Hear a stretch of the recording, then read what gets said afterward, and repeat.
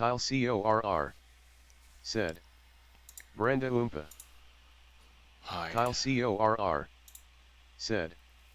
Switch too soon.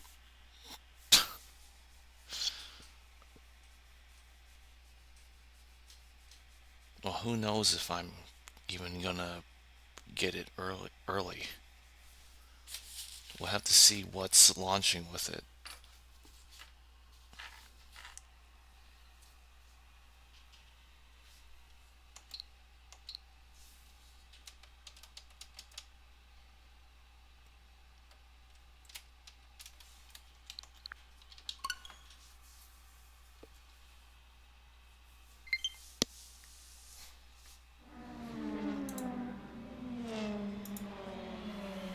Mario Kart 8!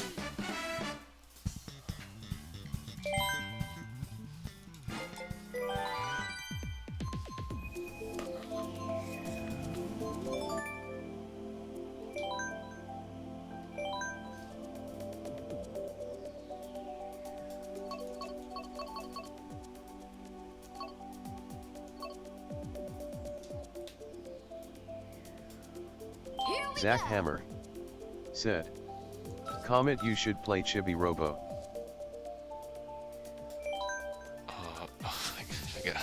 I'll add it to the Excel doc. Is that on the Switch?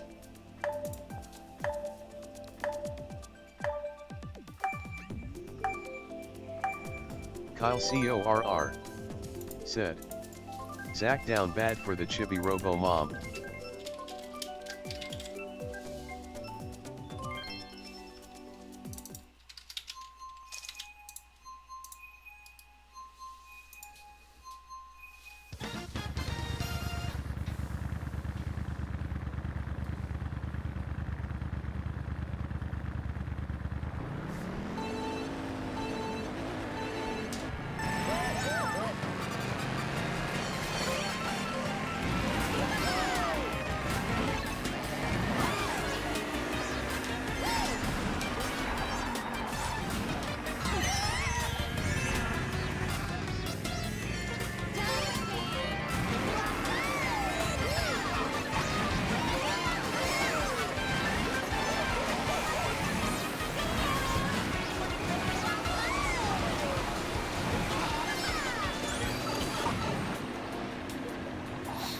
I think they'll keep zero gravity in the next one.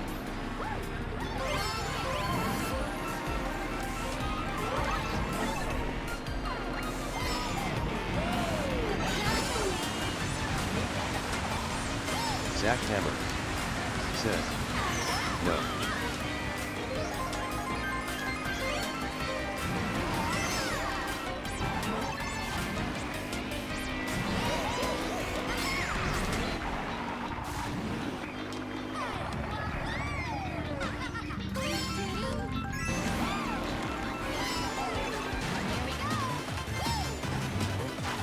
Before I booted up this game, I tested to see if online worked with Smash Brothers, and I just got into a match where I just got completely destroyed, restocked. I was just trying to test to see if it works, but it doesn't let you quit the first match without penalizing you.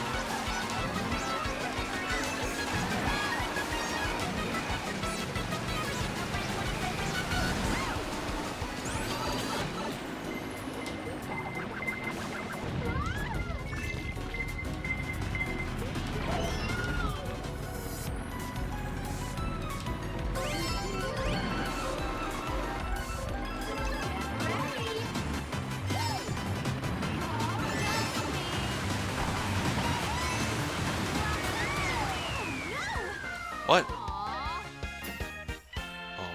Oh, Huh? There was only 5 people?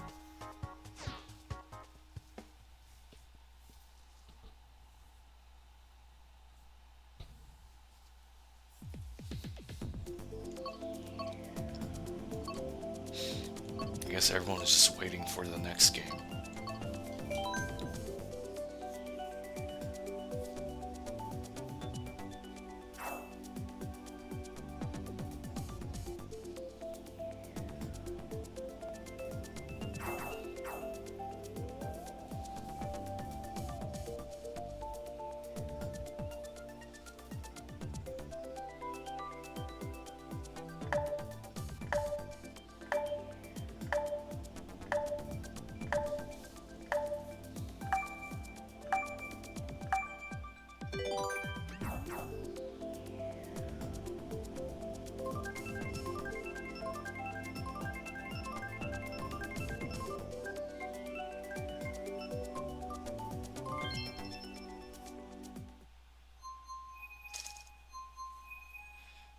Dad Puncher.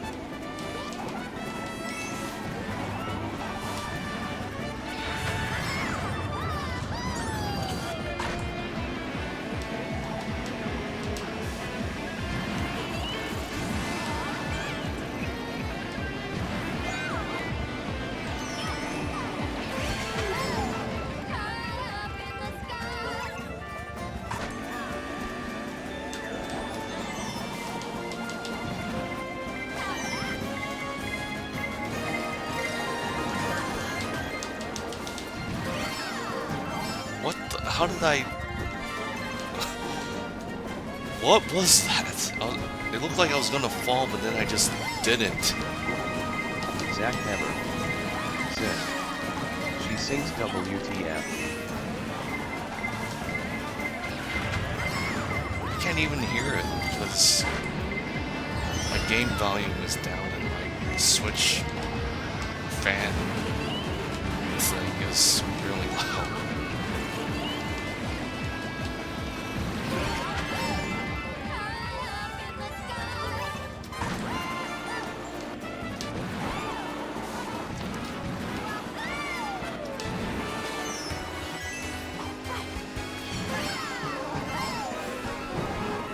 Turn it up on my end after this.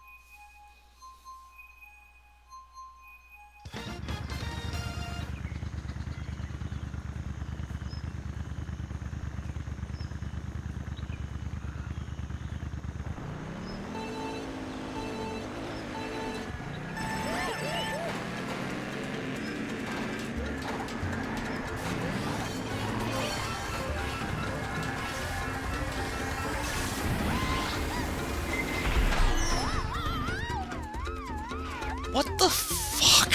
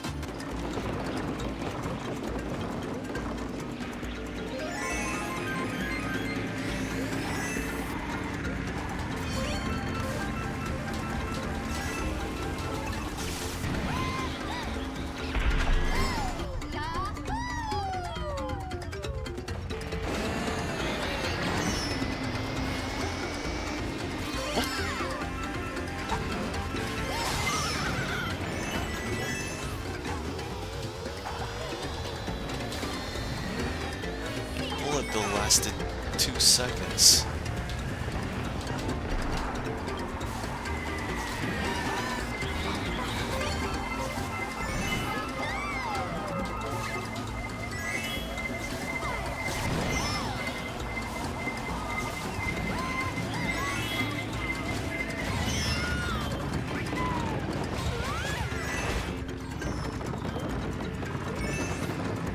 Zach Hammer said, "You went from 10th to 5th, quit whining."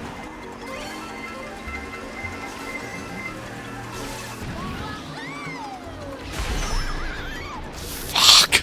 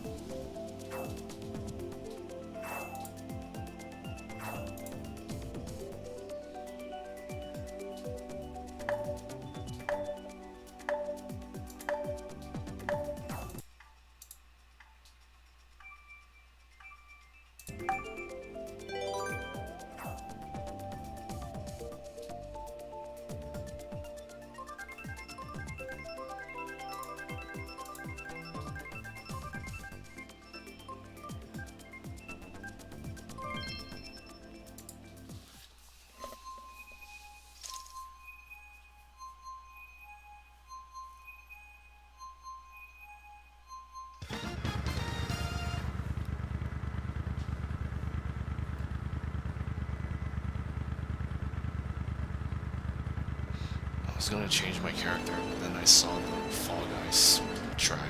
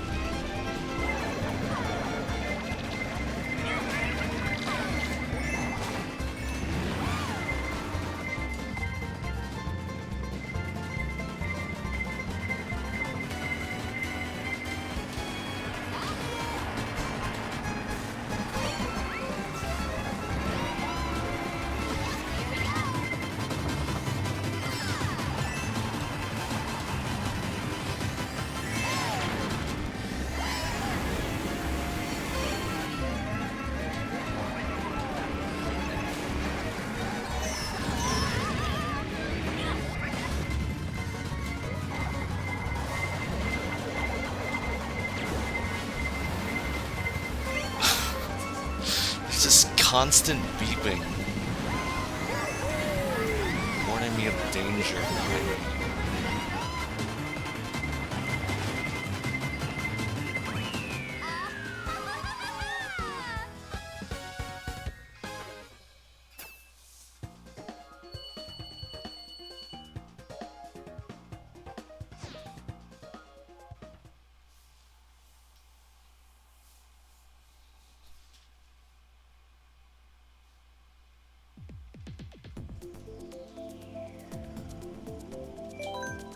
Kyle CORR said. Third.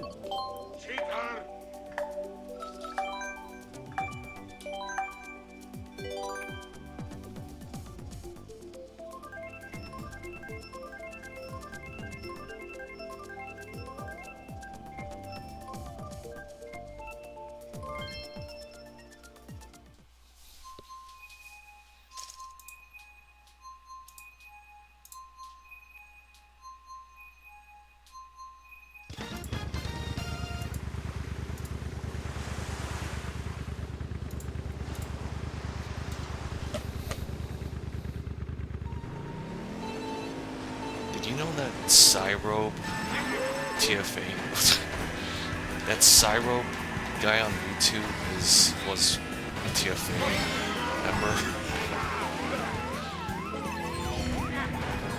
He makes like Elden Ring and PoE 2 videos. I used to play Club Penguin with him when we were younger.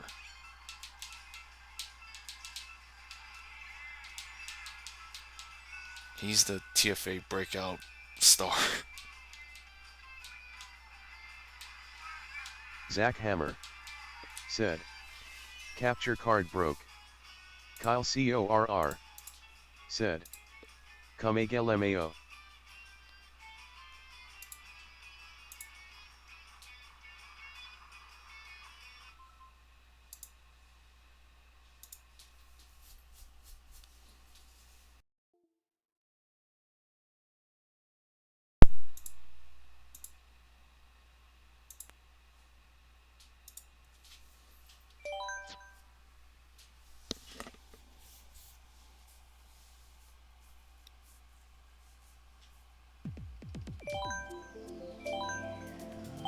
Kyle CORR said. Com error.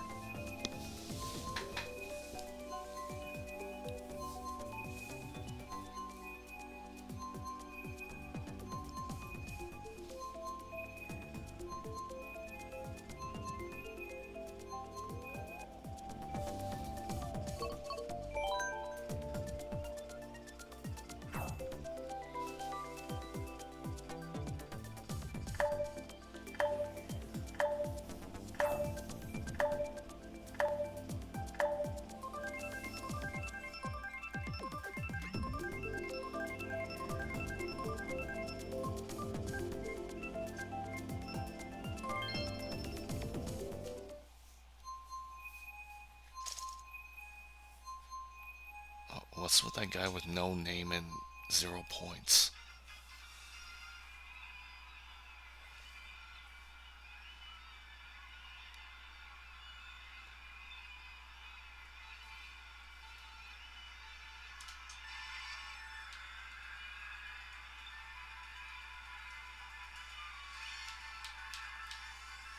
Zach Hammer said. Capture card broke again. Kyle CORR said. Again.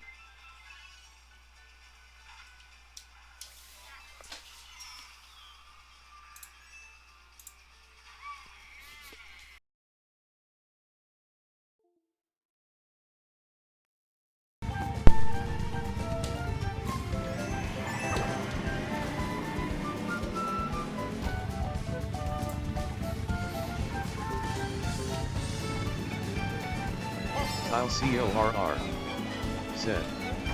Switch to waiting room.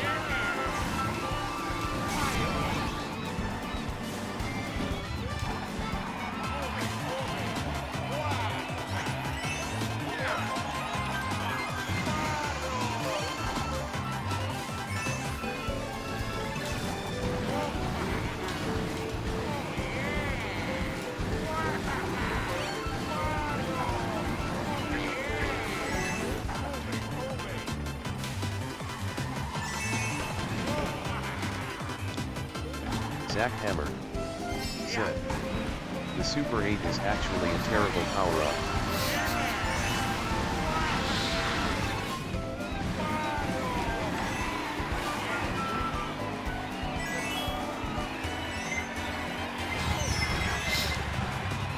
Well, get ready for the Super 9. Kyle CORR said, 8 items which are all bad then.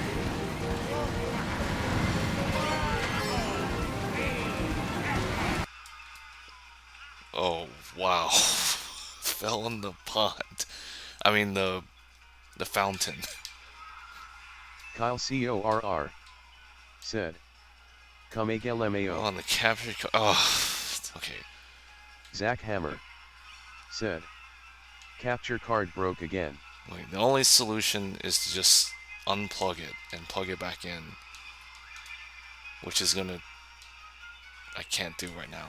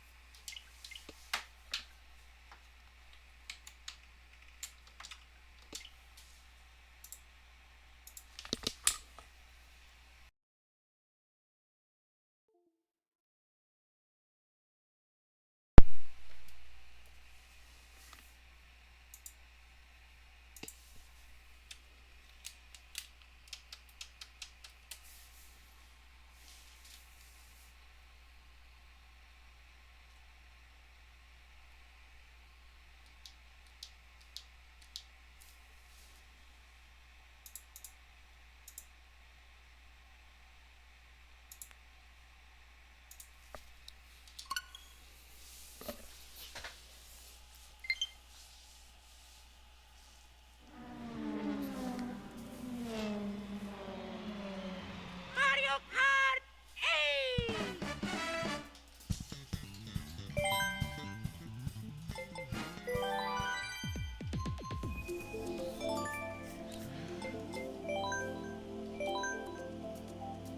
Cheater!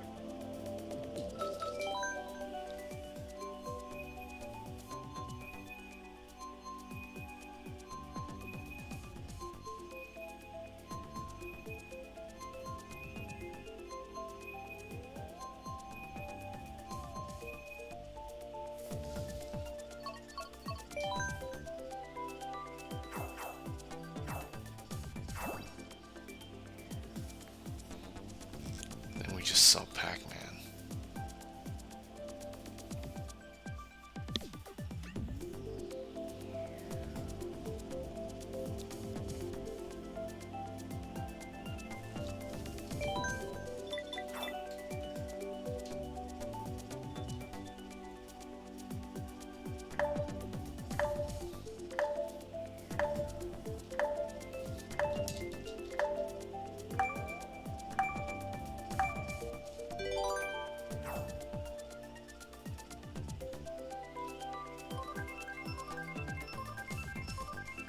N underscore artichoke said, why card?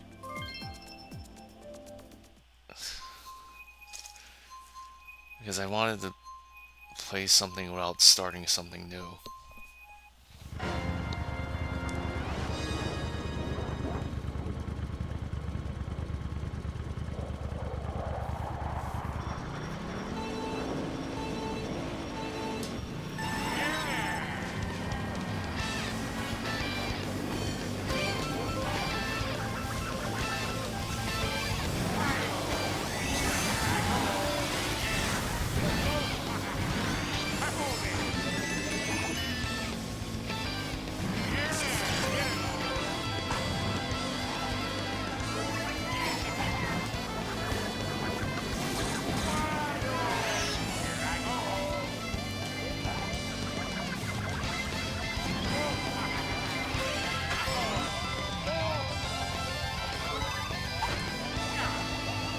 Is Kirby considered second party?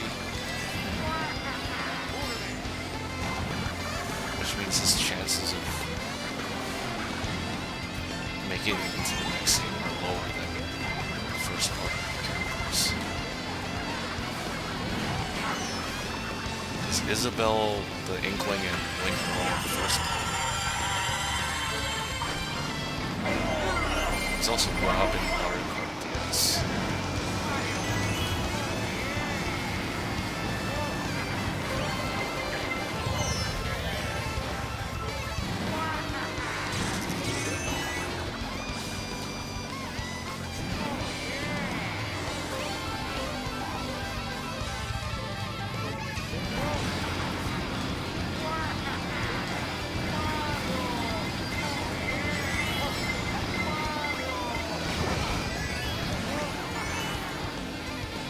That guy really wiped out my star. I hate losing.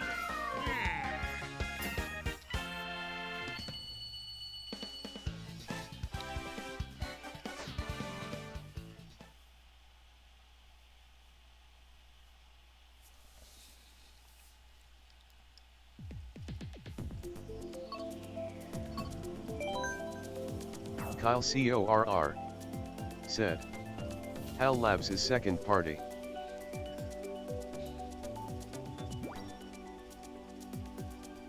So that means Mr. Pickle's wish can't come true.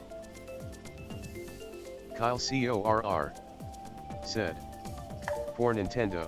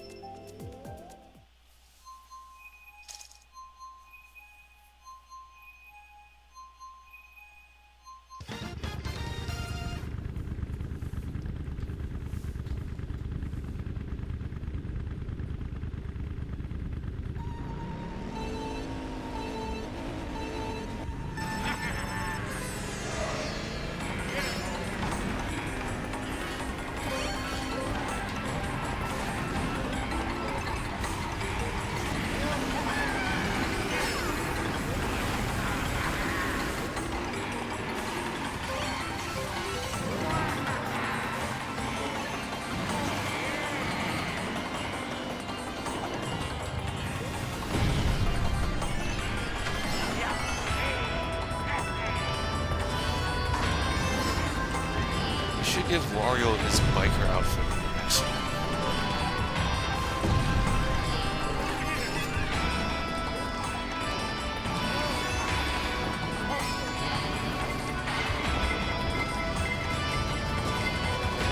Bring back his car.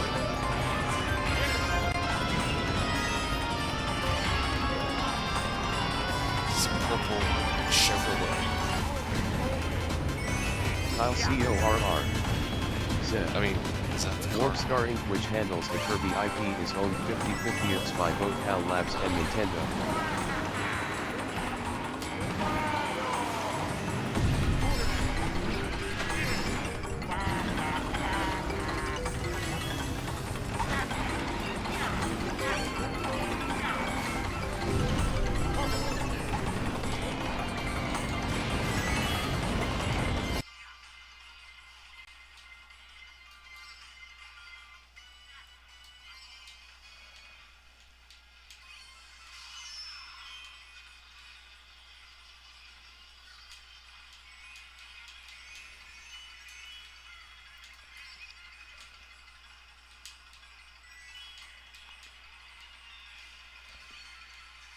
Kyle CORR said.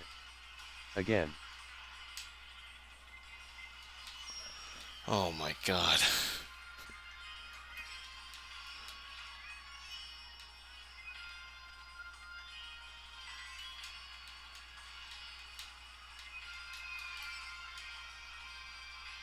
Kyle CORR said. The capture card just hates Mario Kart.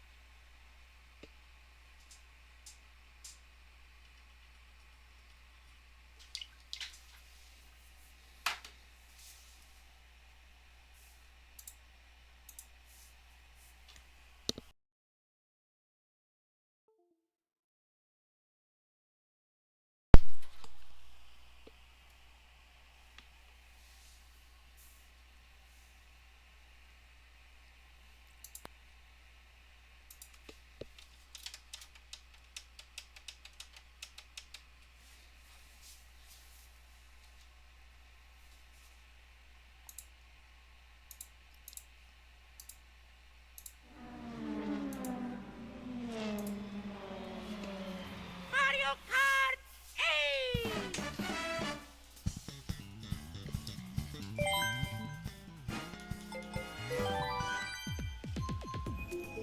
The only way to really fix it is to unplug the cable from the computer, the USB port.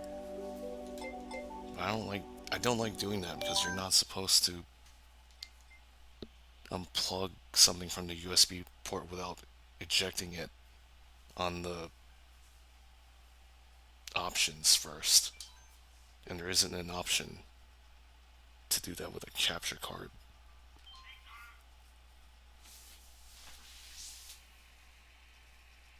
Zach Hammer said, Comet, I don't think you know how to fix it, lol. Man, fuck this. Turn off the switch.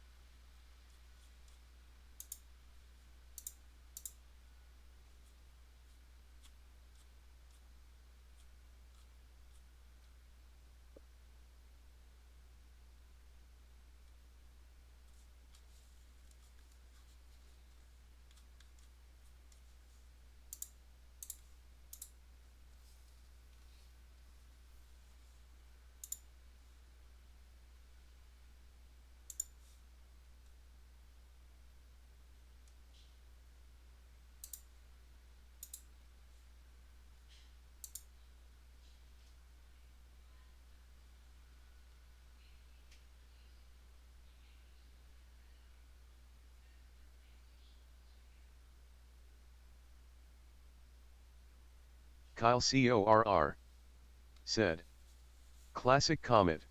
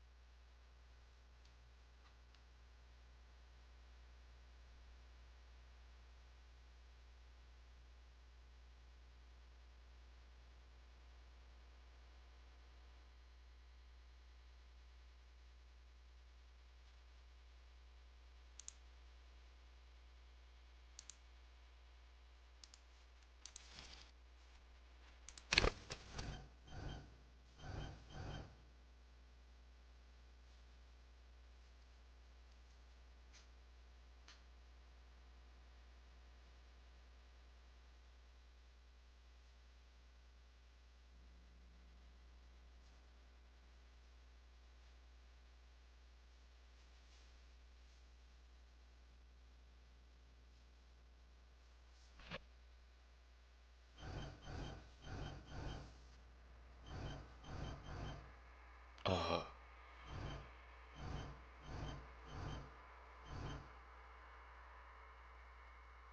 why? Why does this one say continue? Oh, this wants me. That's only if you use the arrow keys to select.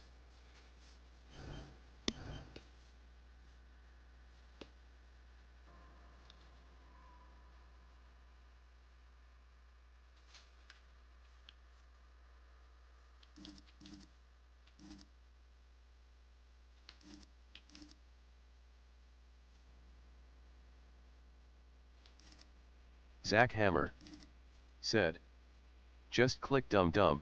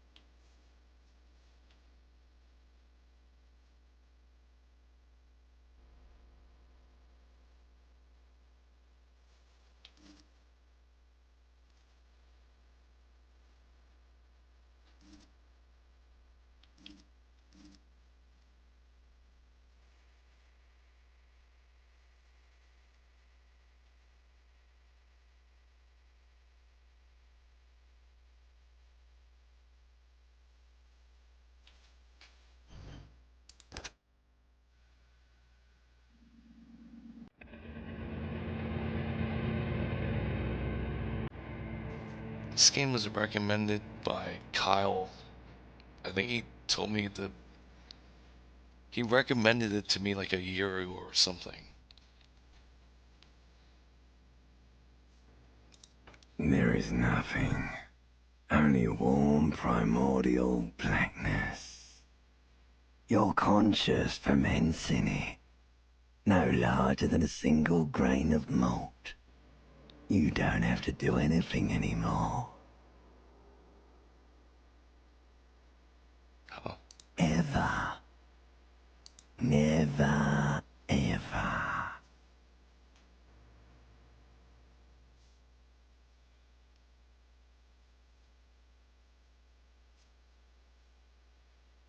Never, ever, ever, baby.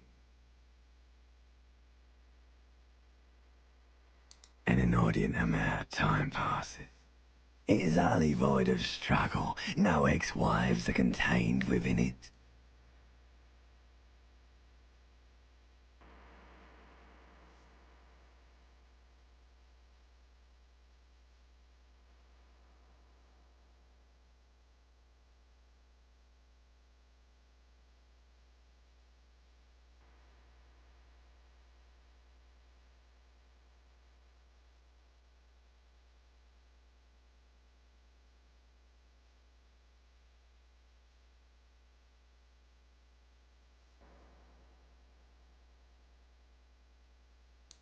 An awareness creeps up on you.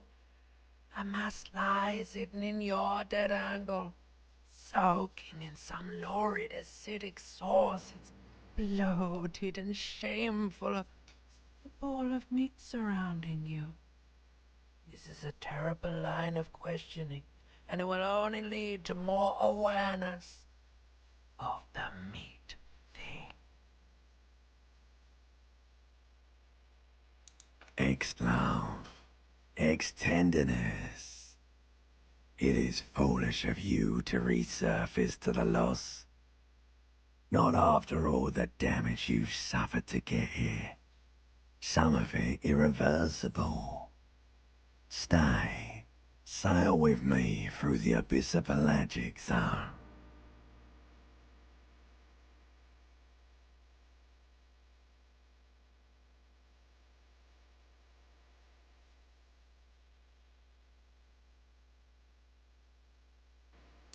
Alright, nothing down to fuck all borough.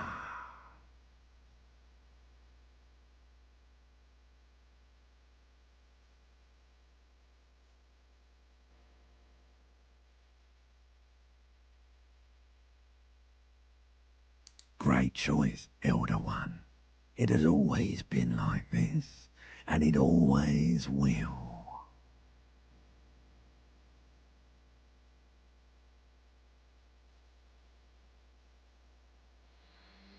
Do you really?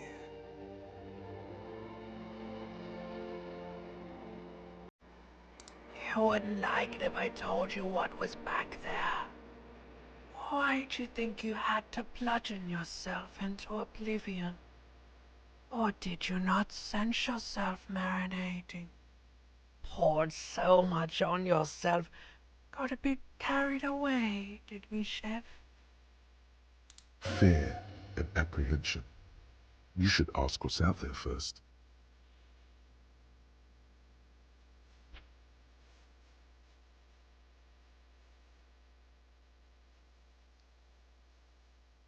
There's this giant ball there. An evil ape. And the evil apes are juking it out on the ball. You're one of them. It's basically all just evil apes juking it out on a giant ball.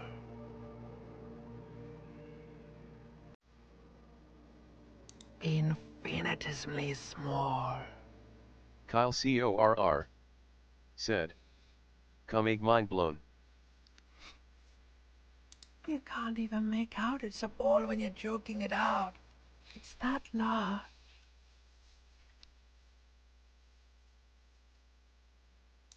Vying for resources is just a stupid expression you picked up somewhere.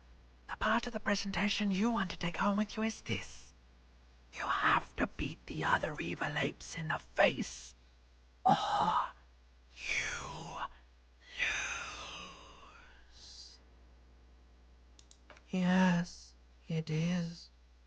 And you drowned in that sadness a long time ago. You lost.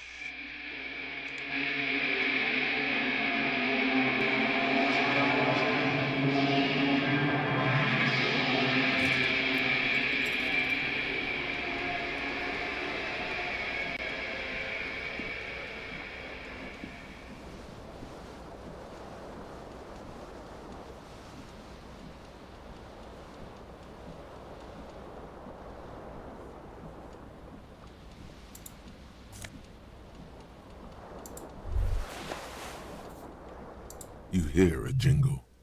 Keys are clinking in the pocket of your flare-cut pants. It says, whirling in rags, on the aluminium keyring. There is a single key on the ring. The number 1 is etched on it. It should open the door.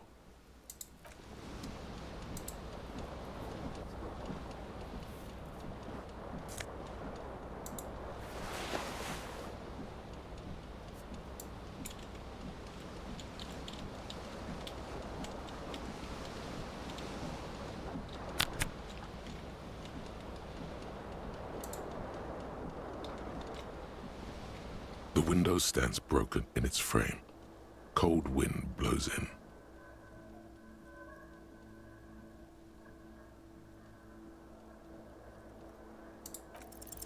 What do you mean, assess the damage? How would you do that? What are you even trying to do? The morning light hurts your eyes.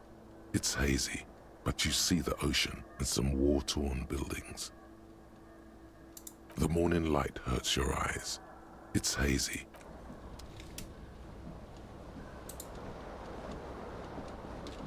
This fan has 2 chain pull switches. One ends in a tiny fan, the other in a light bulb. A truly horrific necktie has somehow attached itself to one of the blades.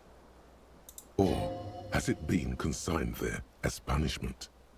You feel as though this creature is your friend and wants to reattach itself to your neck so that you may continue your adventures together in this strange world.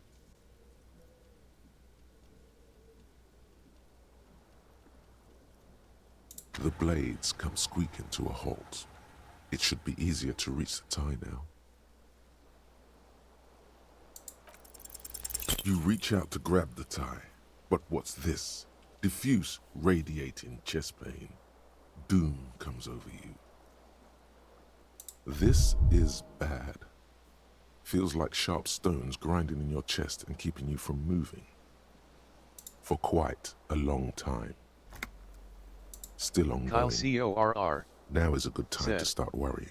Kameglemeo. Finally, the pressure recedes. You find yourself covered in cold sweat and trying not to move, hoping it will keep you from dying. A terrible mistake. Turn the lights off immediately. You can practically feel the photons burning a hole in your brain. It's just a little hangover-induced photosensitivity. Don't overreact. The lights are off.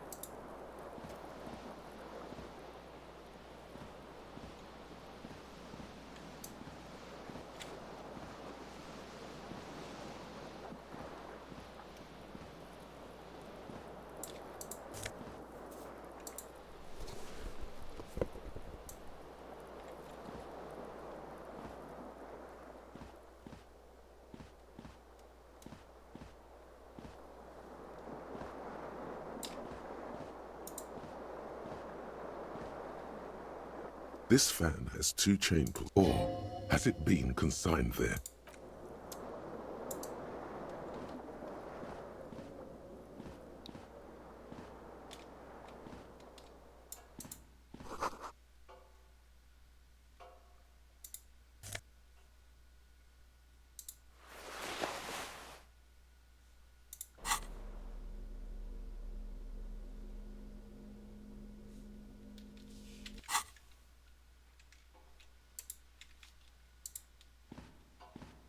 A mirror hangs above a bent and broken sink.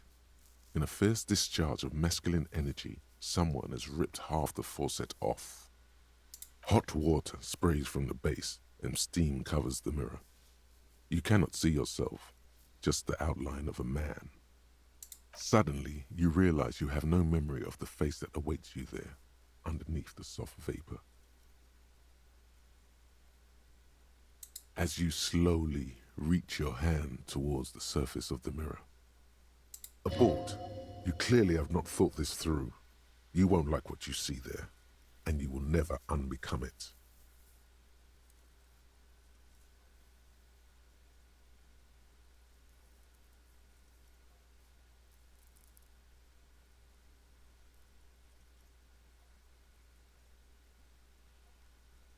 Behold. Ugh!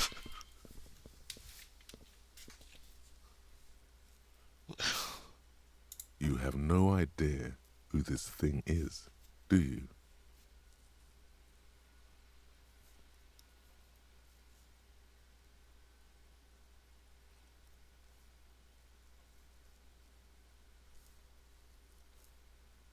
Whatever it is, at least it's dead now. There's clearly rigor mortis on your face. Or wait, is that an expression?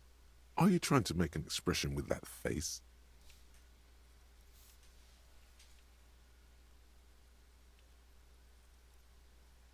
Please stop. It's horrible. You're scaring yourself. Kyle CORR said, there he is. Oh my God. You can't stop. It's like it's not even voluntary anymore. You have worn that grin into your face and now it won't come off.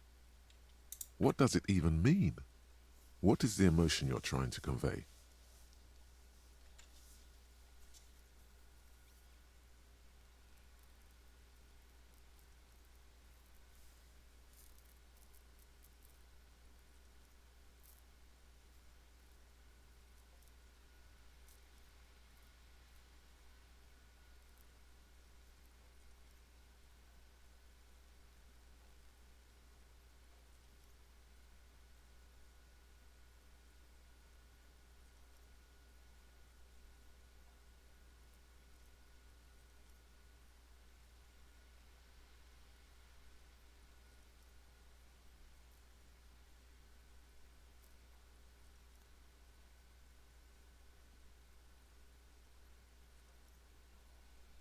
there might have been 10 years ago. It's little more than a cadaverous spasm now.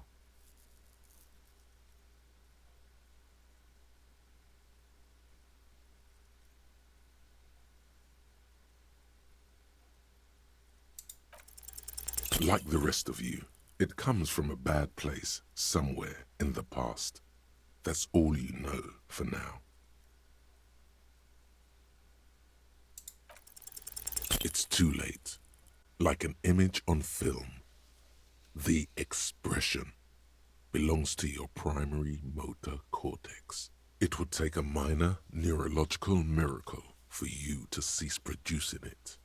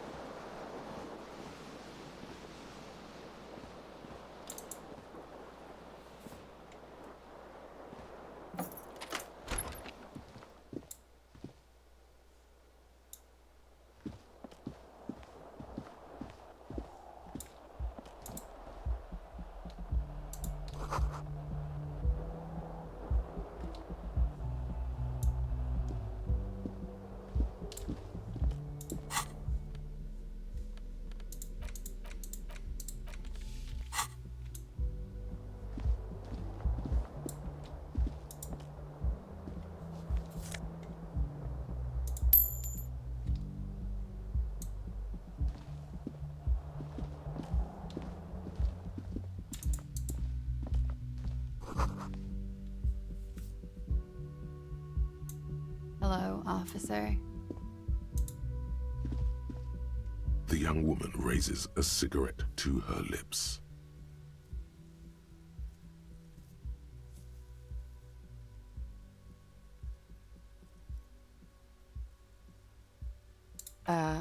No. There's only one solution to this. You're a businessman.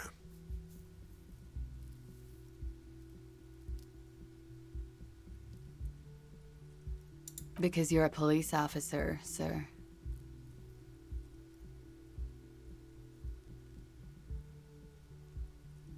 I am, yes. Unless you've been feeding us a set of very well-rehearsed lies all this time. You've been here for 3 days. On official police business, no less. Couldn't say. In truth, so far, mostly drinking.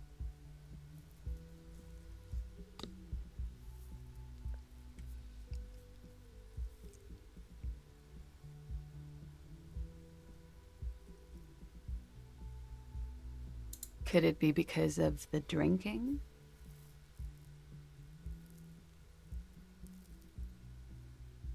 Don't be so harsh on yourself. They let almost anyone be a police officer.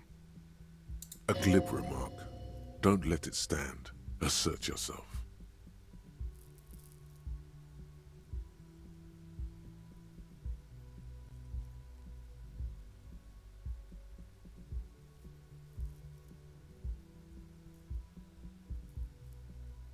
Retreat is not a winning tactic.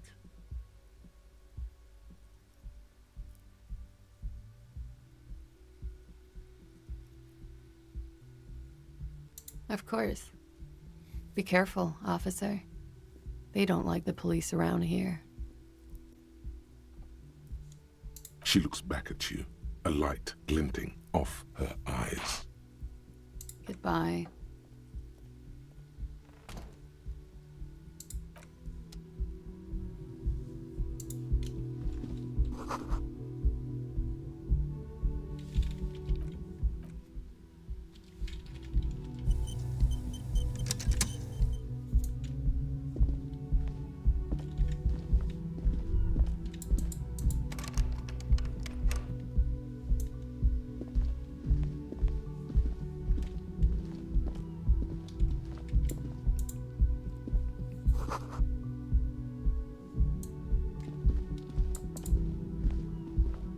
The door is closed. There is no answer. You hear the shower being turned on, somewhere inside. A tremendous loneliness comes over you. Everybody in the world is doing something without you.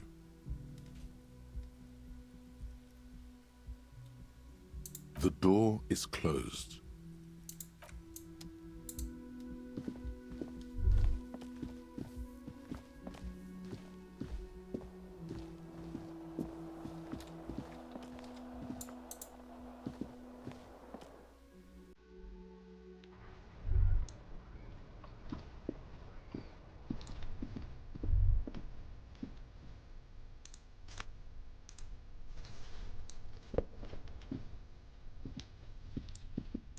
There they both are.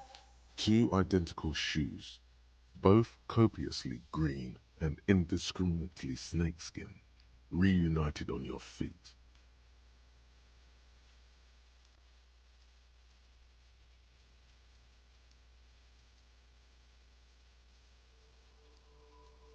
It's pretty clear a normal cop is not what you are. Good, they're balanced, comfy. Feels like the only good thing about you right now, truth be told.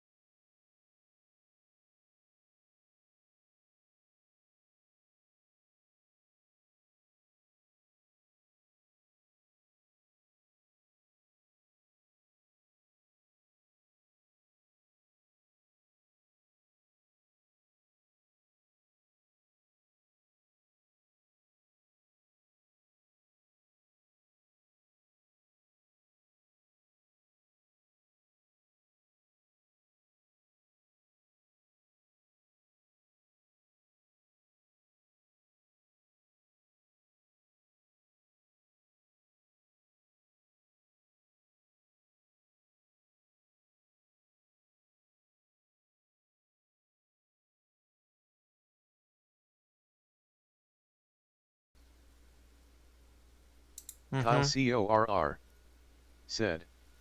Comet already found a galaxy gas.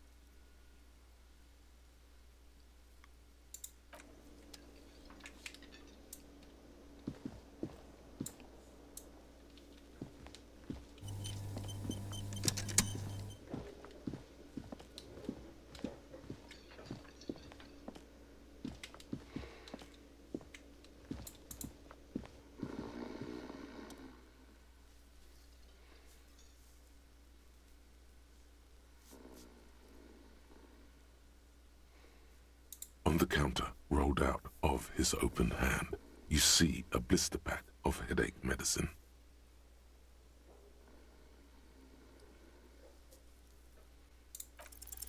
You gently shake his shoulder, but nothing happens. This man could probably sleep soundly in a ship's engine room.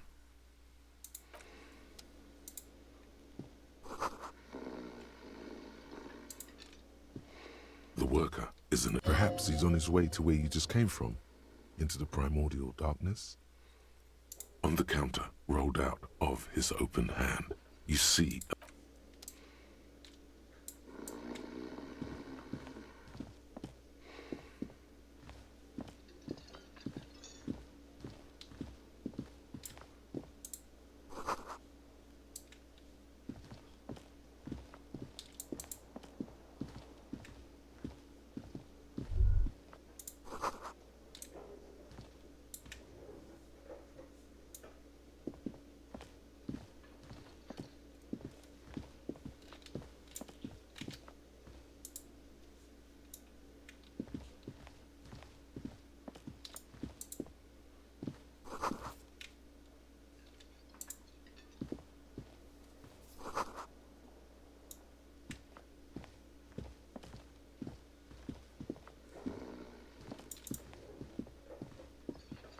Hello, sweetie.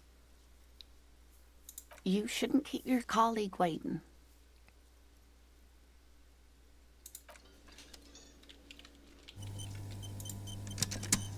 a bespectacled man in an orange bomber jacket is tapping his foot on the floor. Looks like he's waiting for someone. As you approach, he narrows his eyes and extends his hand in greeting. If an assault were launched on this building right now, if the windows came crashing down and the whole world descended upon you, this man would hurl himself in death's way to save you. You are sure of this, but why? Hello, I'm Kim Kitsuragi, Lieutenant, Precinct 57. You must be from the 41st.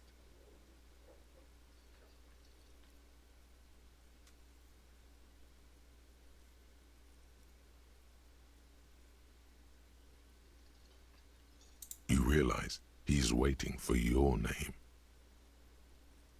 This is your chance to come up with a really good name for yourself. Get creative.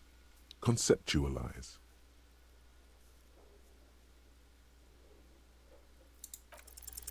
Raphael Ambrosius Cousteau.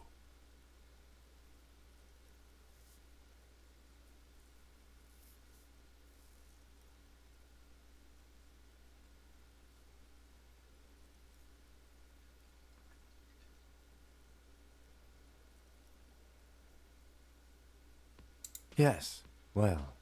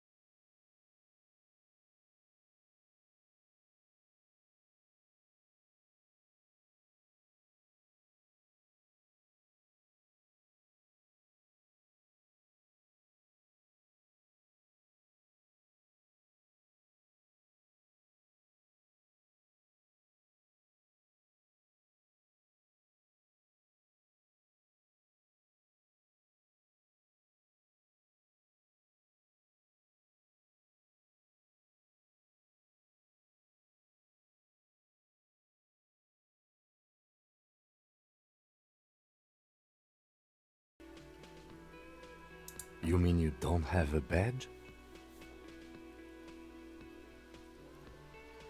Losing your identification card is a serious matter. My vehicle has a shortwave. You can use it to report your badge missing. I would advise you to locate it as quickly as possible. But getting the body down should still take precedence. I can see you drank last night and the night before, and that you are still drunk now. But I have seen officers go through worse. Much worse. If you need something for your headache, there is a general store nearby.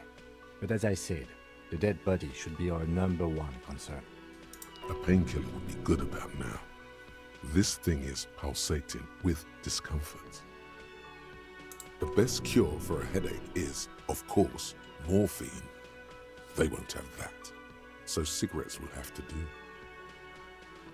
We all feel that way sometimes. There is no such thing as a police officer, I'm afraid. What remains is that there is a dead body in the tree. Someone has to figure out who put it there. If we don't, no one else will. But first, we have to take it down. Talk to the manager. Then we go out back and take the body down. After you, officer. Lieutenant Kitsuragi is now in your party. You can talk to him whenever by interacting with him.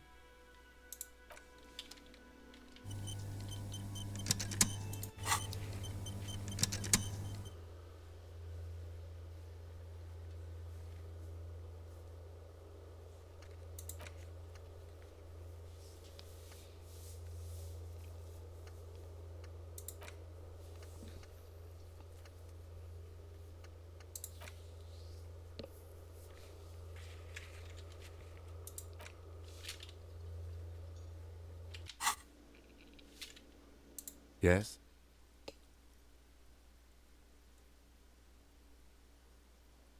What do you want to know?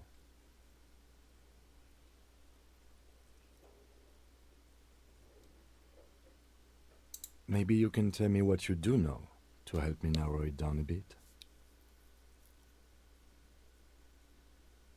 Do you want me to brief you? 3 days ago, the RCM Emergencies Desk received a report about a security guard who was found hanged in Martinez. An anonymous caller said there was a dead body behind the Whirling in Rags hostel cafeteria. The cadaver had been there for 4 days. No one had come to investigate.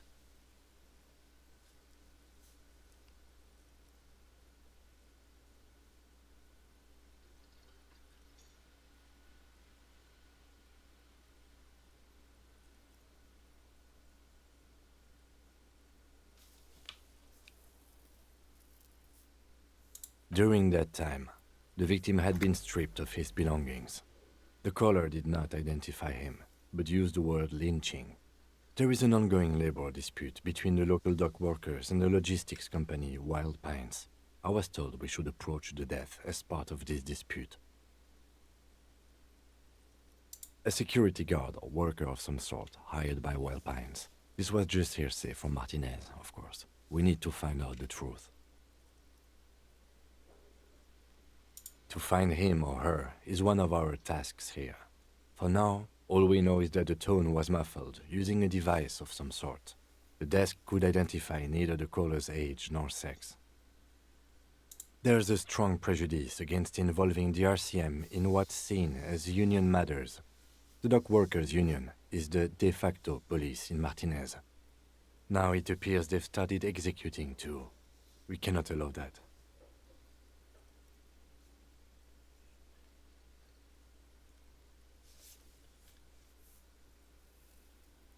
That's us, the Revachol Citizens Militia. We're the police in this city.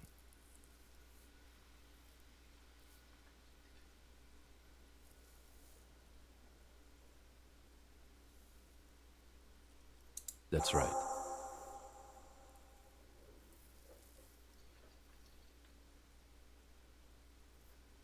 You mean like a brief? Do you want me to brief you again? There's no reason to wing anything. If you didn't get the brief, that's okay. I did. 3 days ago, the RCM emergencies. During that time, the victim had been stripped. Okay then. Was there anything else you wanted to know? No, it's not a particularly mysterious case. The deceased is a security guard for a corporation involved in a labor dispute. It doesn't take a DeLorean polymath to put the pieces together. I just don't see the case getting more mysterious than that.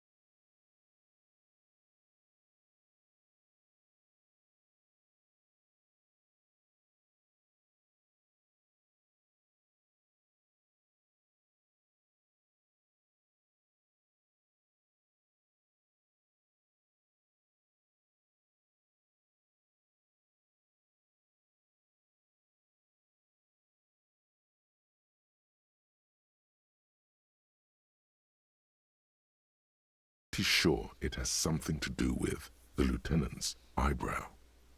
The eyebrow is exercising psionic control over you. Something the matter, detective? This guy's got authority off the charts. With just the flick of his eyebrow, he's able to make you his thrall. Nothing. You better hope he doesn't abuse his authority. There's a lot of it. The lieutenant relaxes his eyebrow, and you seem to regain control of yourself. What do you mean? I have no idea what you're talking about.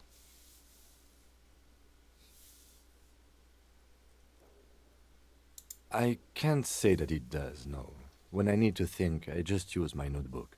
The lieutenant produces his small blue notebook and idly thumbs through a few pages. That's where his conversations with himself take place. You're super lucid, yet psychedelic.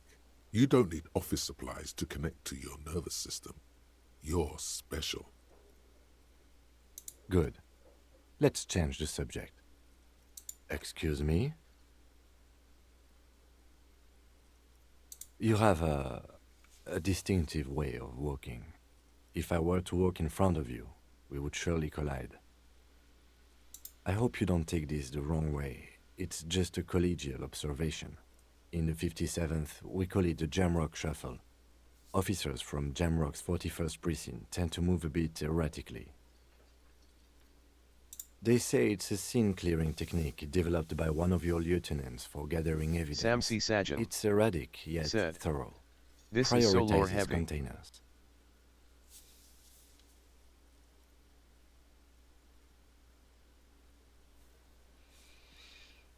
Well, hello, Sam. Sam C. Sajan said, "As."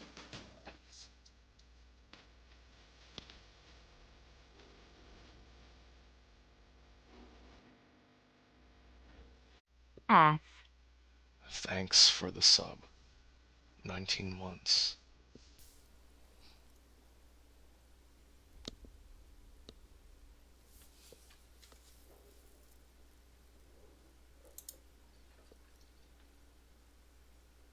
Sam C. I don't Sajan know. Containers said, contain, "Hello." I guess. I'm making assumptions. We should move on. Passing along frivolous interdepartmental stereotypes is not usually his oeuvre. He regrets bringing it up. Only banal things strike you. At the core, you're a very banal person with a very small soul. One you should be ashamed of. It's no wonder the soft one doesn't want it back. It was right to abandon you.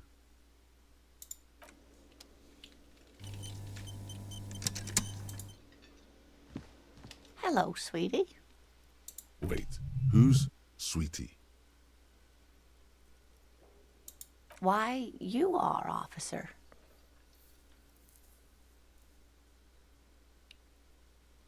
You're a handsome man, officer, with your mustache and your chiseled jaw and that silly dimple on your chin.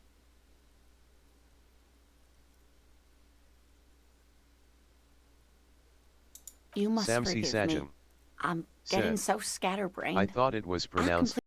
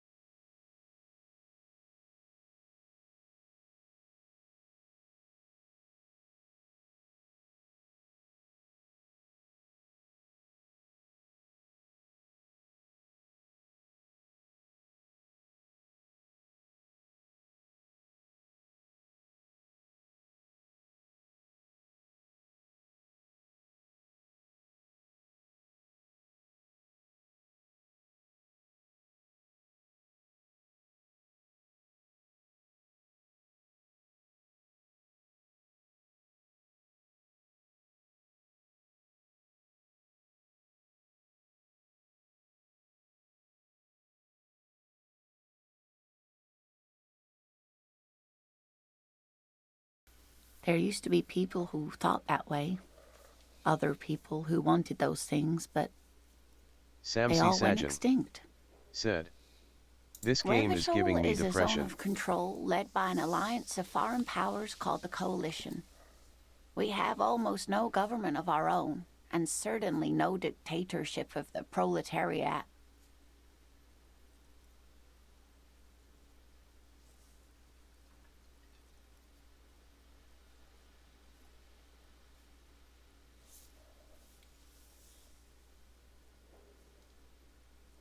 Oh dear. And you were doing so well. There aren't any cops in Revachol, not in the traditional sense. The status of law enforcement has been a complicated matter since the revolution. But we should stop for today, sweetie. You look like you need a break. Besides, I'm not the best person to explain the big things to anyone. She's scared now. She's realized you really are brain damaged.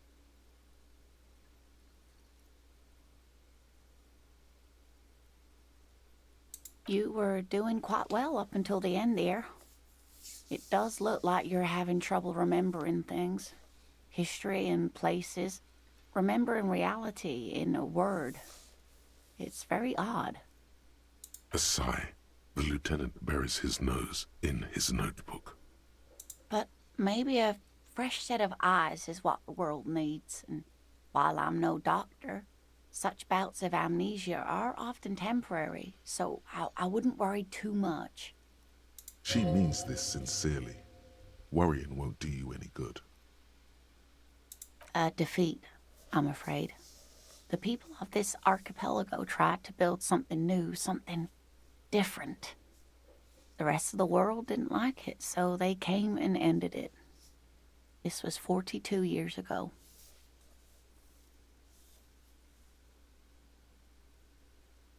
It has something to do with everything. I really don't know how to explain it better. I'm just a poor woman, she thinks. What do I know of these things? And how can I help you? Someone more educated in sweeping matters. Maybe you should ask. No, I'm not an encyclopedia. I won't be a guide either. I'm a detective. Of course. Then I don't know. Someone rich, maybe? Wealthy people are educated. Though I don't know where you would find a wealthy person in Martinez. Yes, dear. I'm a paraplegic.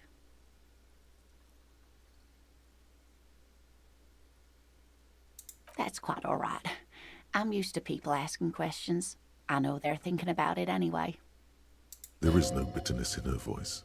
She accepted the curiosity her condition inspires a long time ago. Whatever do you mean?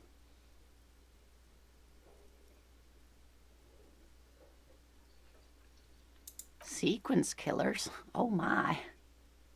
But I think you already have a partner, sweetie. A partner who needs you to help him get a corpse down from a tree.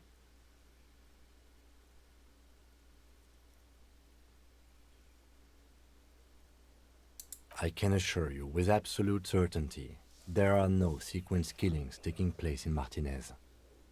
Now, gentlemen, no need to squabble. I wouldn't be of much use to you anyway, sweetie. Thank you, but Martin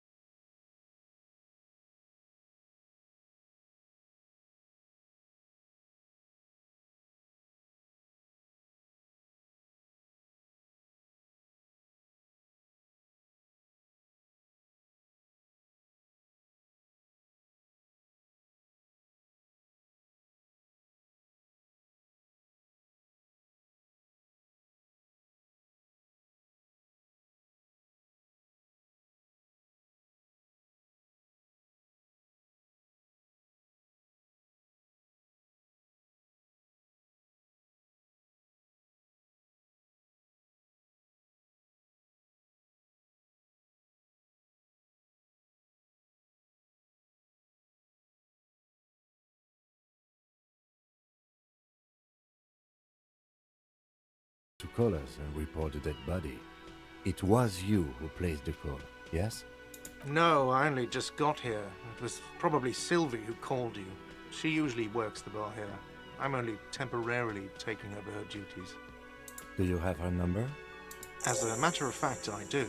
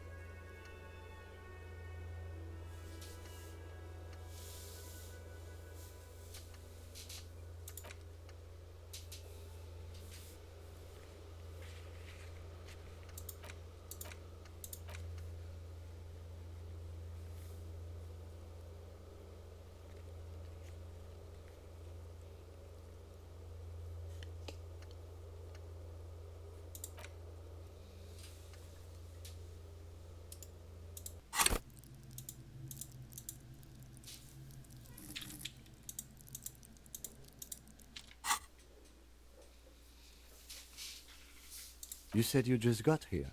From where? Are you a local? What, of Martinez? No, I live in Jamrock. I only sometimes come here to keep an eye on the place. This is just one of the many, many cafeterias I manage. But you still know your way around, yes? In case we need directions. Yes, I know where some things are, but as I said, I don't live here. I just used to work here. And I'm not going to start working here again. Kyle CORR said. Still the funniest thing that Comet got scared by his character's face. I didn't imply that. Detective. I have everything. You? Yes, yes. He means, do you have questions for me, like a police officer would?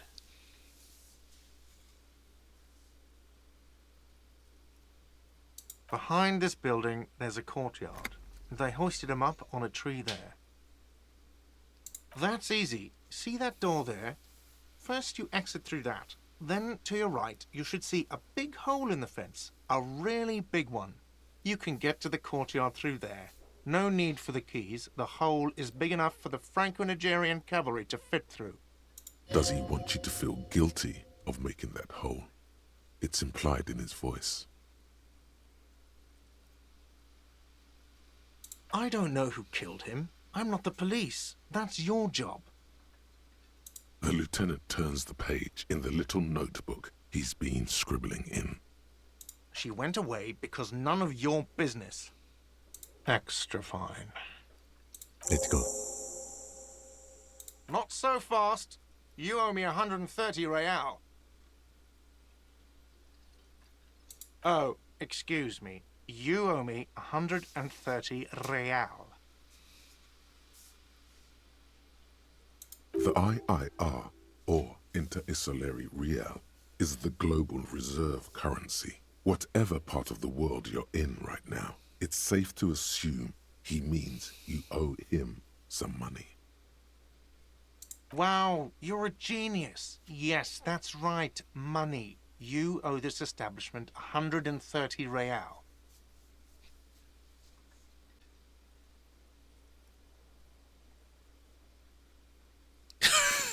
You're under arrest.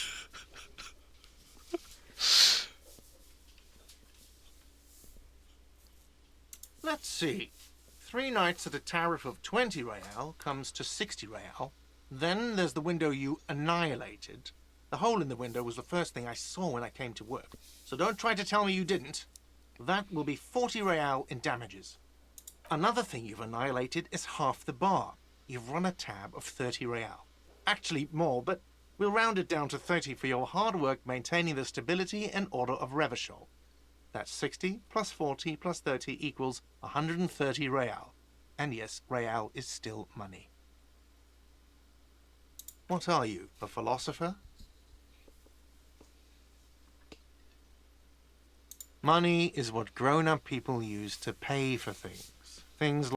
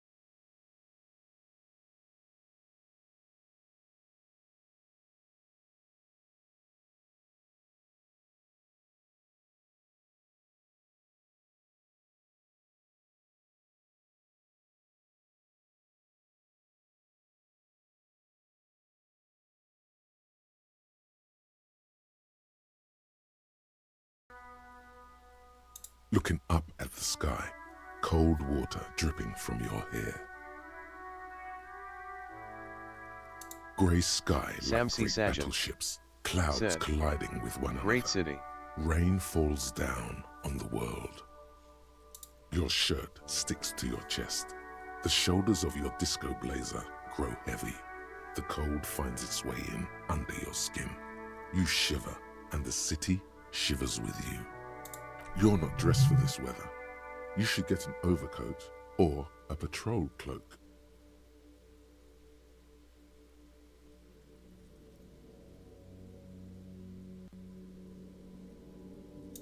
There's a fleet on the corner. A plastic coat is folded into a small triangle under the counter by the window. Beyond that, the strike breakers have gathered.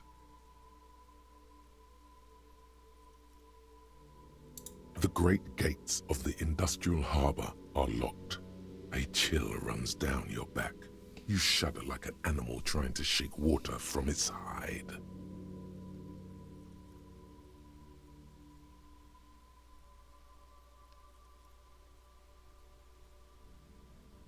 Behind the gates, heaps of supply crates, red and blue metal shipping containers, slick with rain.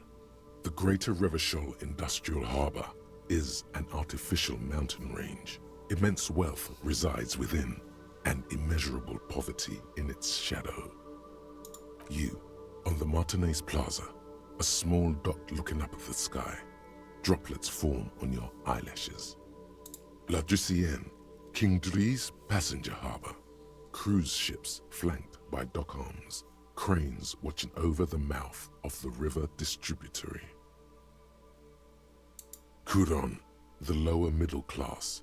Distributary after distributary cuts the city blocks in half. 7-story buildings trail off into the rain. A silvery curtain of rain over the houses.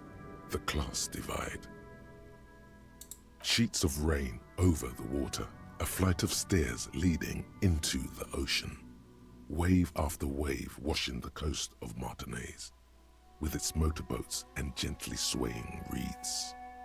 The ruins of a half-sunken sea fort crumble on an inlet beyond the Bay of Revachol. Ghosts rise into the sky.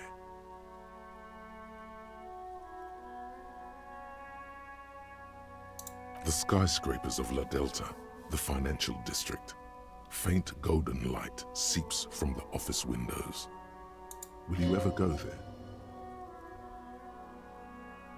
No, you are just one of the hundreds of thousands who watch them rise across the bay from Martinez every day.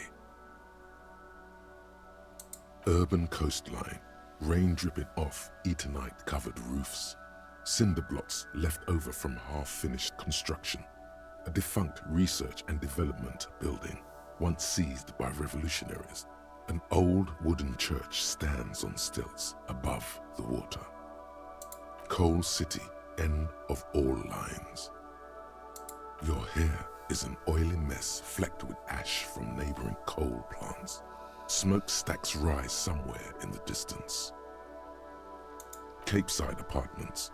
Tower blocks crowd one another. 4.46mm bullets still lodged in their war-torn stone walls. Hallways collapse from the mortar hits of a war that was lost long ago. Clotheslines go to waste in the rain. Radios play. A yard. Rain falls onto the roof of a woodshed. Coal leaks into a puddle beneath a dead man's feet. He swings from a tree, bloated. Droplets of rain slip from his cold cheeks. A traffic jam. Rain thrumming on the roofs of motor vehicles. Inside, drivers watch water streaming down their windshields. The statue of a king shudders. He too is cold. The canal bridge has been raised. The road ascends. A raised motorway loops above the ghetto. Beneath its concrete columns, a sea of rooftops, woodwork, and tar stretches northward. 4-story buildings as far as the rain can fall. The snows melt in Jamrock. Revachol is the capital of the world. Jamrock is the capital of Revachol. Droplets form on your eyelashes. It's home.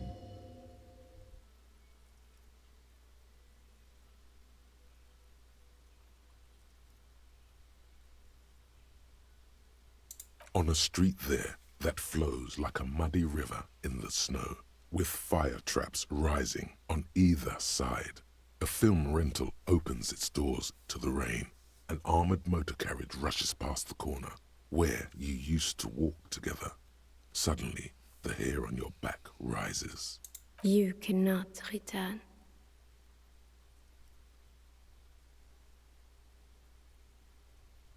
Have a brother in the cut. Where the wood at? To be in Martinez, where no one goes, at the runoff point of a long-forgotten canal, in the whitest part of town, in the shadow of the day the revolution failed. Standing in the rain, looking north, where Jamrock Rock City stretches inland.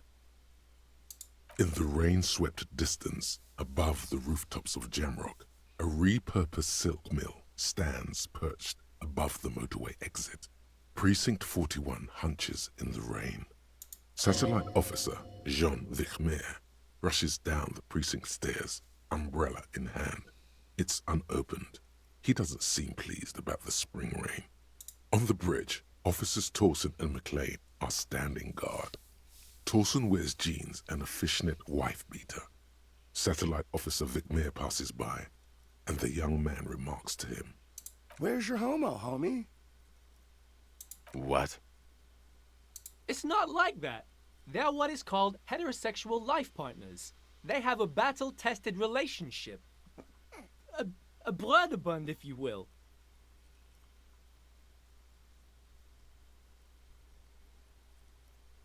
Huh? Yeah. Heterosexual life partners. Funny apery. Male-centric workplace humor. Have you seen him? Is there something wrong? No, nothing. It's just... Judith went to his place and found the Monday mail unopened. I think he's still there. You didn't drink with him over the weekend, did you? That would be irresponsible. With that animal? Never again, man. What is he, still down there? In, south of the interchange? What was it? In Martinez. He's in Martinez. Your vision blurs. You wipe your face with your hand. The rain stings your eyes, making you look up and blink. Coalition-era statics hang like apparitions under the cloud cover. Way up there, where rain forms, rotors flutter silently. Your sight clears. This rain will not let up anytime soon. You should get a raincoat. There's a freight to the east. They sell them there.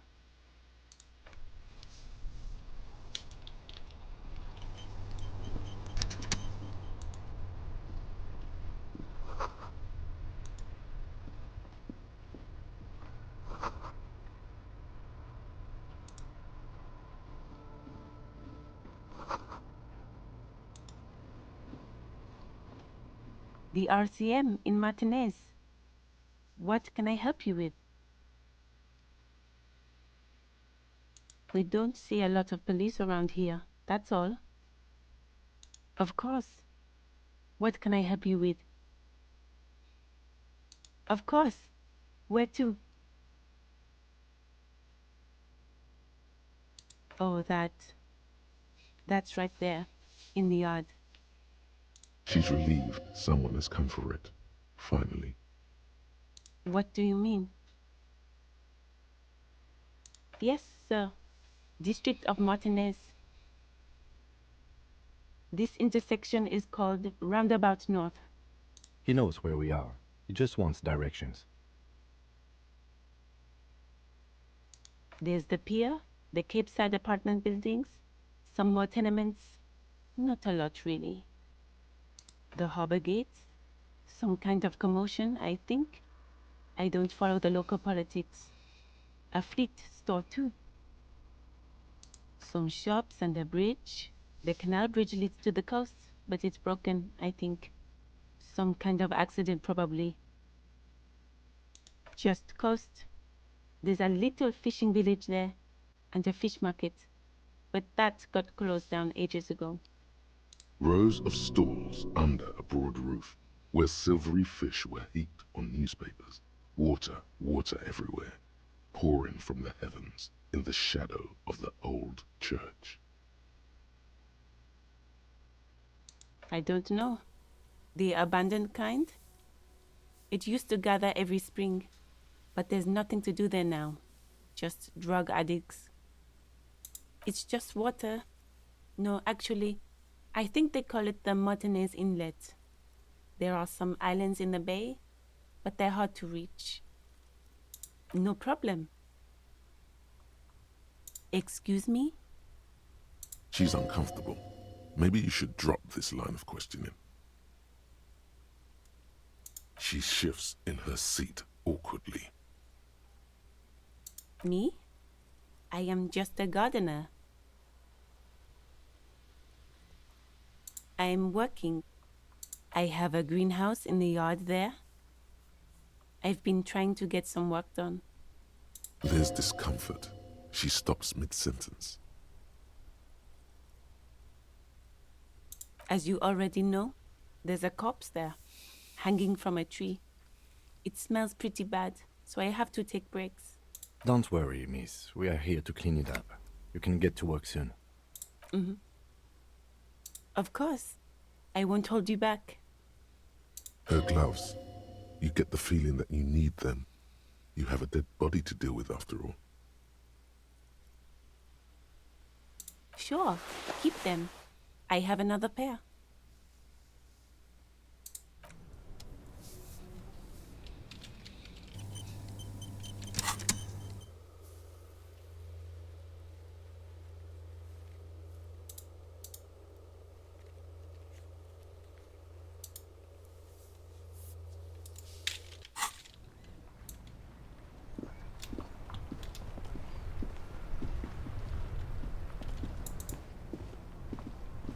Before you stands a motor carriage.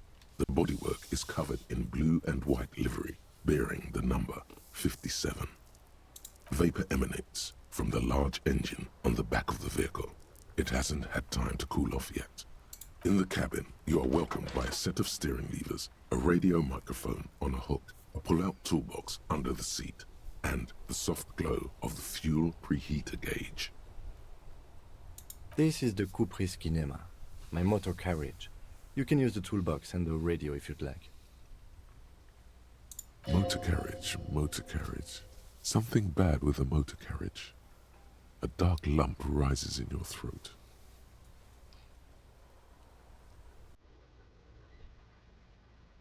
Nothing. It's probably nothing. Forget I brought it up. Please proceed with the carefree lollygagging. No, I'm afraid not. We have a murder case on our hands, remember?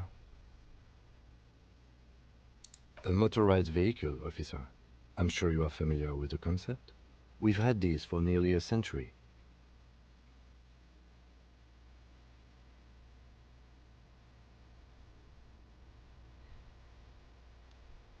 The Kupris motorcar does provide most of our patrol vehicles, yes. In the cabin, you see a set of steering levers, a radio on a hook, a pull-out toolbox, and the soft glow of the fuel preheater gauge. The frequency tableau lights up, and the green button labeled Prime Line glows like a feline eye. And then you hear something. The soft purr of electrical kittens, radio waves cast far and wide over the metropolis. A woman's voice greets you through the static. This is Precinct 57. Hello, Lieutenant. How may I assist you? Hello, Alice. Please assist our colleague from the 41st precinct here.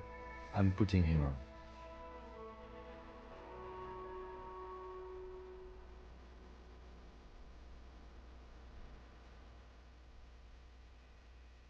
This is Officer Alice Demetri, Precinct 57. How may I assist you?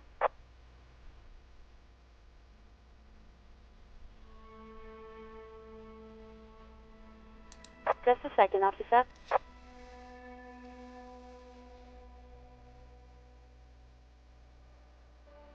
Ten two, 10-5. This is 41st. Come in. Over. A scrawny old man sits in a dusty cubicle, smoking, with a large white rectangle sewn on his vest. In front of him is a box-shaped apparatus with an array of wires and antennas. The radio switchboard. 10-4, what's your status? Over. 10-18, 10-20, over.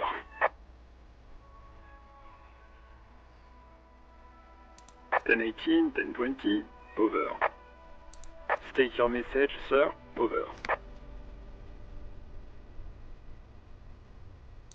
10-9, repeat message. Over. 10-4, message received. This is a very serious situation. I need to 10-22 the captain. Over. 1022, the captain. This sounds bad. Bad and scary. Like being called to the headmaster's office in school. Is it him? What does he want? Says he lost his badge and needs to report it. He what? He lost his badge?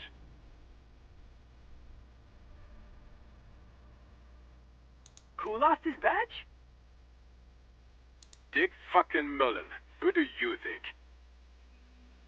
It's Officer Dick Mullen from the bestseller Dick Mullen and the Lost Identity. Dick Mullen is not your name.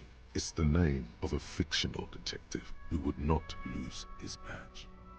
Defend yourself. Immediately. They're laughing at you.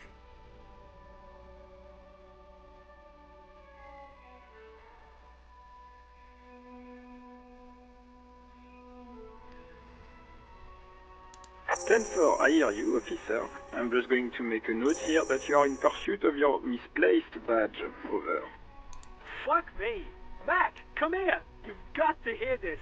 Dick Mullen lost his badge. What's going on? Super Cop here lost his badge. He lost his what now? His badge. He lost his goddamn fucking badge.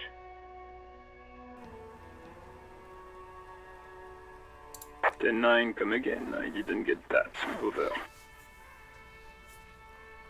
New heights even for Captain Sober. Ask him. Ask him if he's lost his gun too. Sergeant Orson wants to know if you lost your gun too. Over. Check your pockets. Check your... Holy fuck. You don't know where it is, do you? Okay, it's gone. Your gun is most definitely gone. 10-9, come in, officer. Did you get my question? We were wondering about your gun. Over. 10-1, you're breaking up. 10-9, repeat please. Over. 10-9, come in, officer. Over. Even before you can get the words out, everything gets scrambled in your brain. He says he didn't lose his gun. Or his fun, whatever that means. Ask him to describe it. His gun. Not his fun. Just the gun will do. Satellite Officer McLean requests a description of your weapon. Over. The fuck do you need a gun for? Look at the pythons on your arms. You are a gun. The biggest one in the world. Oh, request a description, huh? We'll give him one. Describe the plasma gun. Kyle CORR said, "These guns."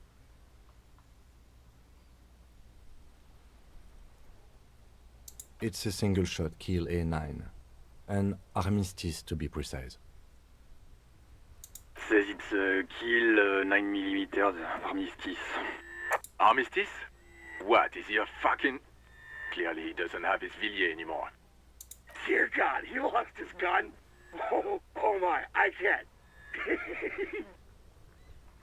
This isn't really a laughing matter. Mac can face a giant of Coco Nur by himself, but Disco here made him piss his pants. Oh, I can't. Fuck. He lost his...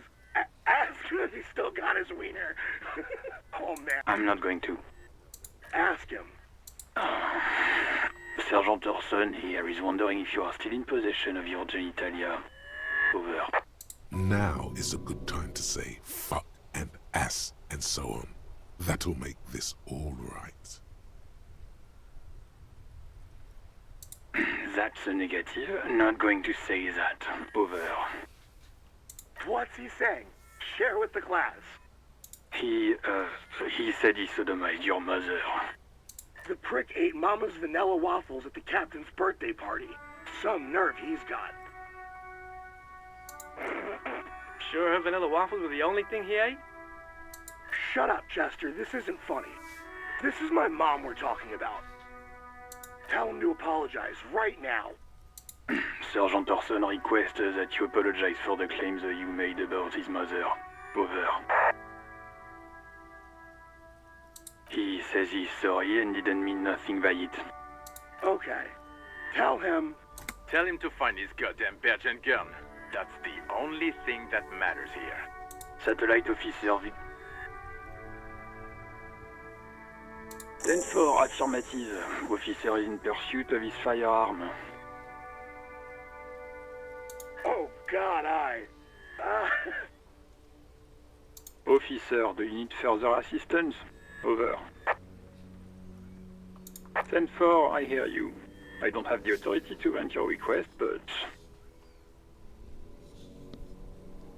What does he want now? He's asking for money. Is he fucking kidding? I don't think he is. Don't give that asshole anything. He's just gonna drink it all. Right. That's a negative on the additional funds, sir. Over.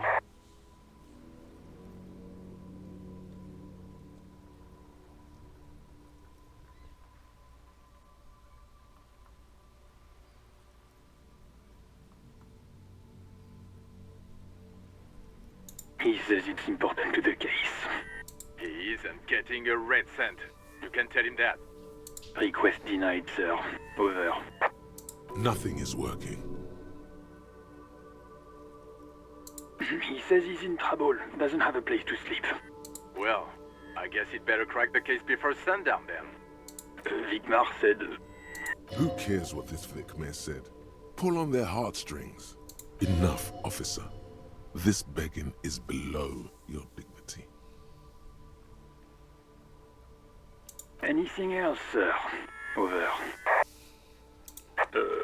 Okay, 10-4, sir. I hear you. Relay your question. Over. Wait. Before you say anything stupid, think it through.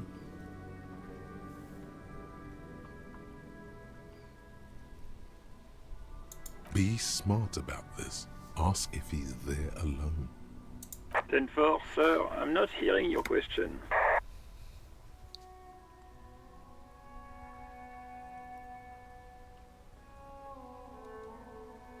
That's a negative, sir. I got a 10-12 here. Over.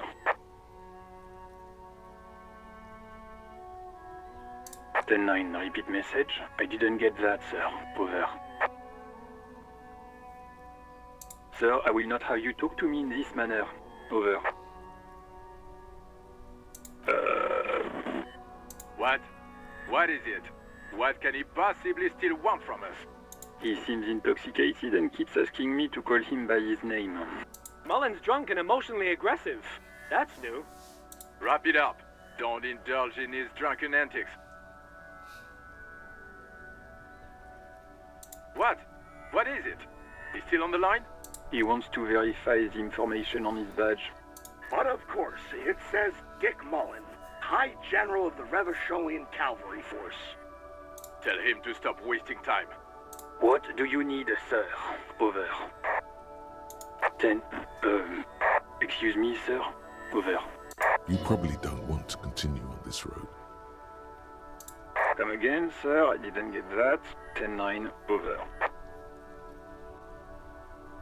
10-4. Well, that's, Does he actually want something, or is he hell-bent on disrupting our work? He asked if he ever told me about his days before joining the RCN. For God's sake, cut this shit out!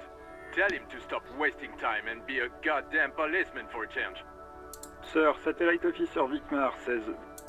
So, was there anything else? Understood, sir. Over. Roger that. 10-10. Over and out. 18 kilometers to the south, in the 41st Precinct's relay booth, a small crowd has gathered around Communication Officer Jules Oldboy Pidier, around a dozen cops. The small room is filled with cigarette smoke, abuzz with laughter when Officer Judith Minnow enters. Her left arm is in bandages and her hair trimmed short. What is going on here? Did something happen? What happened is my partner made contact. It's not good. He's lost his badge and his sidearm. He seemed confused, delirious even. Mac, the torso Torson, is finger-fucking his fist, laughing hoarsely and apparently telling some dirty story to his partner, Chester McLean, near the entrance. Yeah, Mullen was fucked, alright. Sounded fucking drunk to me. Yeah, Mac's right. This was some gnarly shit there. I mean, before he started begging for money, it was... Enough! None of this is funny. It's fucking sad. That's what it is. He's a cop. He's one of us, goddamn this. We must help him. Yeah? How do you fucking plan to do that, huh? Get him off the drink? Go jogging with him in the morning and get him on carrot juice? He's a lost man. I just know we can't give up on him when he's at his weakest. He wouldn't. Mac, man the door. You know what he told me? I don't want to get better. I want to get worse. Those were his words. This shit does not leave this room. Not a word of this to the captain, or anyone else.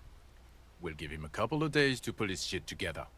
I guess I can hold off the report for a few days. Good. Okay, everybody. Nothing but a prank call here. We all got our laughs. Now get back to work. Far north, on the other side of the motorway, the officer quietly hunches with his hand in the motor carriage.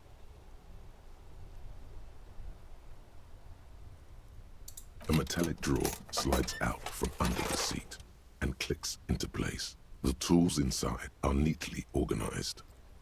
Take what you need, officer. It's going to be a long case. I'm not protective of my tools, like some men are. He's clearly a little protective of his tools. But what can you do? Work is work.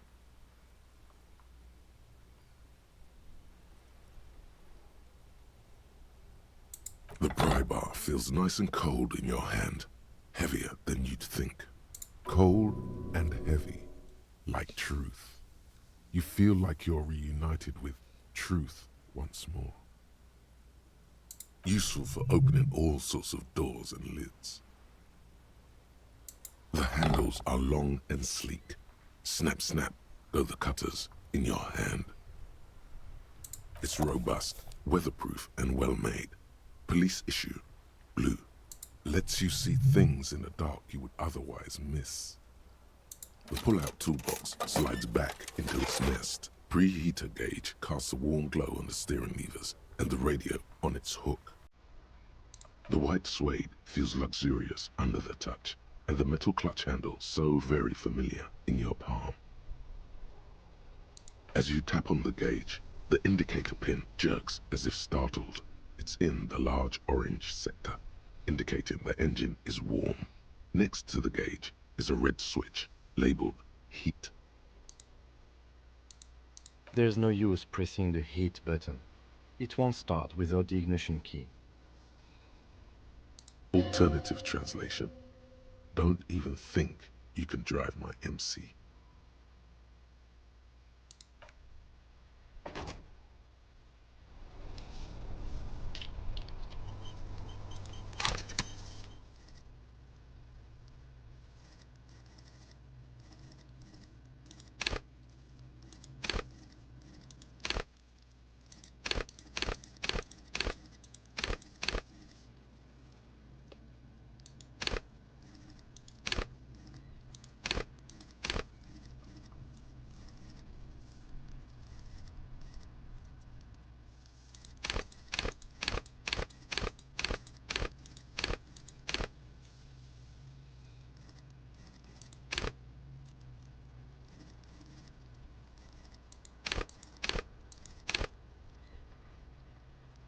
Kyle CORR said, This build is very cone. Kyle CORR said. Comet.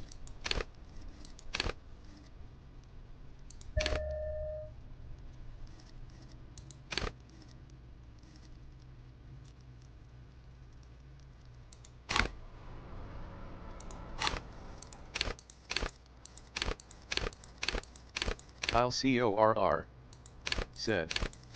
All on Inland Empire.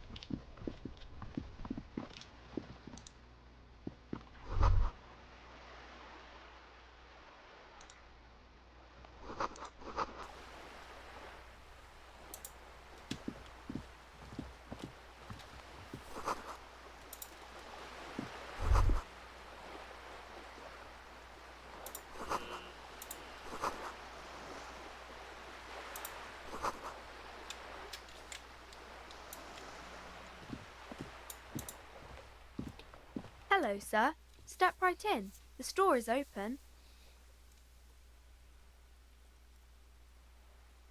Are you interested in a new and exciting book?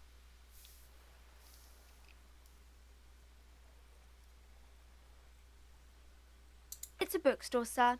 We sell books, postcards, and some board games. It's called Crime, Romance, and Biographies of Famous People. Whoa, whoa, whoa, whoa. Hold your horses, little girl.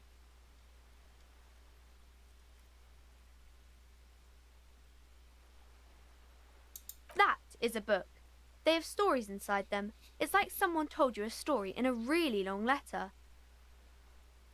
A postcard is a small cardboard picture. You can write a few words on the other side and send it to your friend or beloved. She is unfazed by your questions. She would consider it impolite to point out any perceived weirdness. Board games are like little games on a table, made to pass the time. There are several different ones, but sailors here mostly buy cards. My pleasure. Anything else you'd like to know? Okay, sir. I'll try to answer any questions you have. I hope they're about books. My name is Annette, sir. My mum, her name is Plaisance. She owns the store. She's inside minding the register or organising the stock. Feel free to step in and browse our wares. I'm signalling that the store is open. Otherwise people might not know. They'd miss out on the crime, romance and biographies of famous people. A sudden gush of wind turns the pages of the books on the counters. She covers her face, smiling.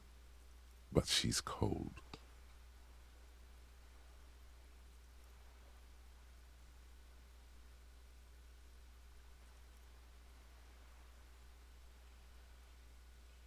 Kind of you to offer, sir. What could you do to help her anyway? Oh, no, sir. I'm happy to help Mum by luring in customers. Besides, I have some hot juice in my vacuum bottle to keep warm.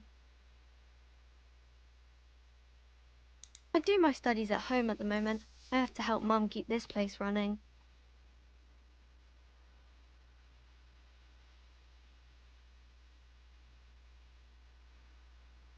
School? Well, mine is a big yellow building on Boogie Street, and the people there run it. They say it's a charity. The gale wind blows in from the coast, a wind of needles. It wraps itself around a building of brick and mortar. Somewhere, a clamor rings through the honeycomb of classrooms. Remorse, the parquet of assembly halls, the rows of stall bars are growing cold. The corridors stand empty. A girl's voice somehow finds its way through this strange feeling. You haven't heard a word of what she's been saying these past few moments. You only hear. Mum says it's necessary to do both because it builds character. Mum says a proper worker is dutiful. That's how you get ahead in life. You succeed. Mum says it's peachy. She was a little afraid at first. There's talk about this house being cursed. Behind her, the window has been boarded up. You sense the boards creaking, twisting for a second, and some kind of doubt in her tense shoulders.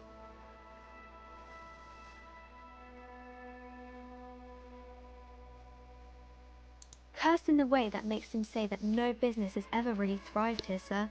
That they all go...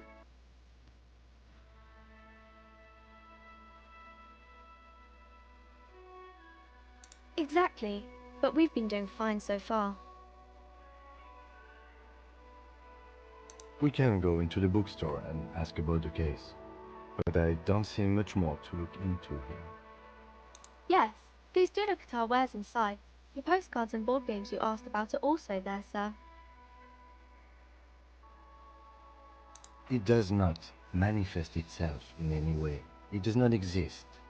I liked it better when we were talking about whether it's appropriate to stand out in the freezing weather.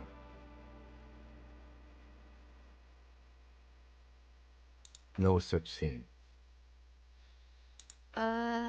Anything else you wanted to talk about, sir? Nothing really, sir. Mum doesn't allow me to sneak around in the back rooms or the cellar.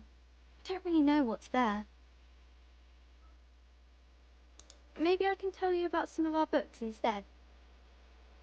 Crime fiction is about murders or burglaries or things like that, and the work of a policeman or a private detective who's trying to solve a crime and catch the criminals.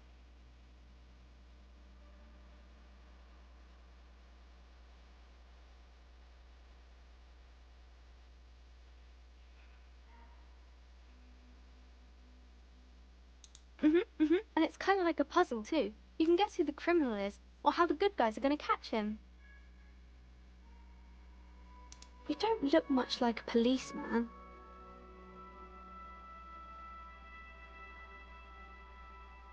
Didn't mean to offend, sir. Sorry, sir. It's just that you don't look like Dick Mullen.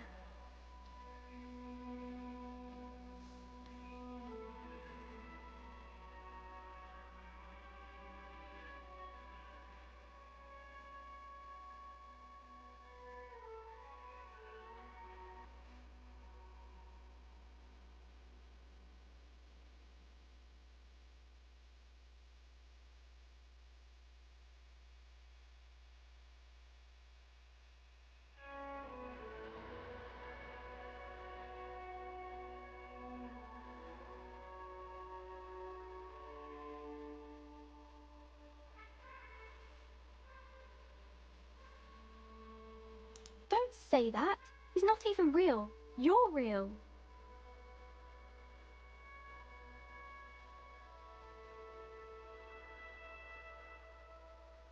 Cheer up, sir. It's much easier being a fictional character. He doesn't have to deal with real things. Maybe you can show me some real deductive police work, sir. Like in the books. The girl keeps her hands folded, hidden. Why is that? What do you mean, sir? She knows where this is going.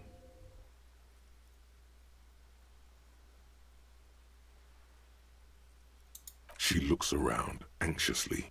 Her hands remain folded in front of her. She doesn't want to show them.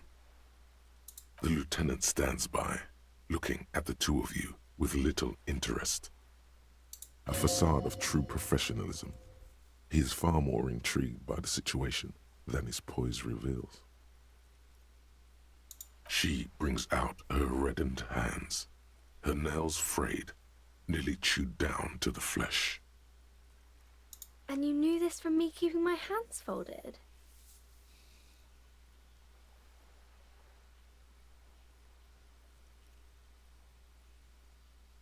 Well, that proves nothing. Anyone could do an easy deduction like that. She actually is impressed. This is more like a defensive reflex.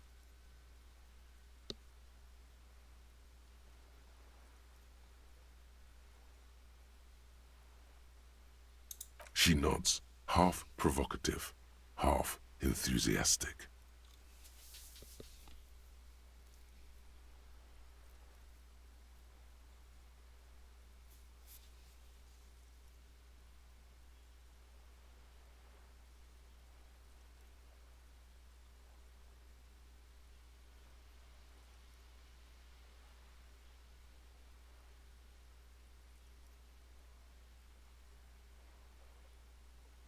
Maybe so, sir. Okay, I know it's a bad habit, and I shouldn't.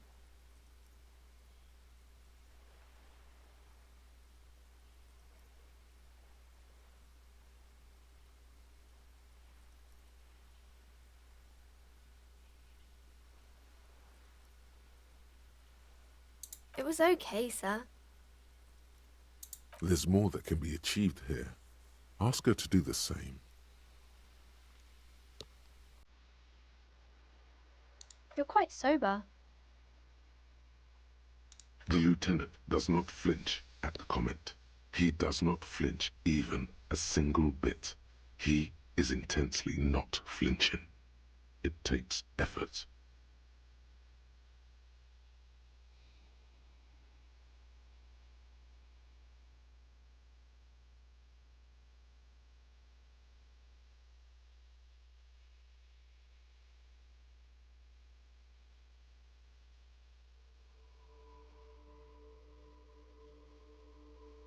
Because you usually aren't.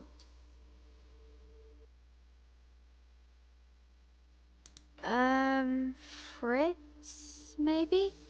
Alcohol is not good for you, sir.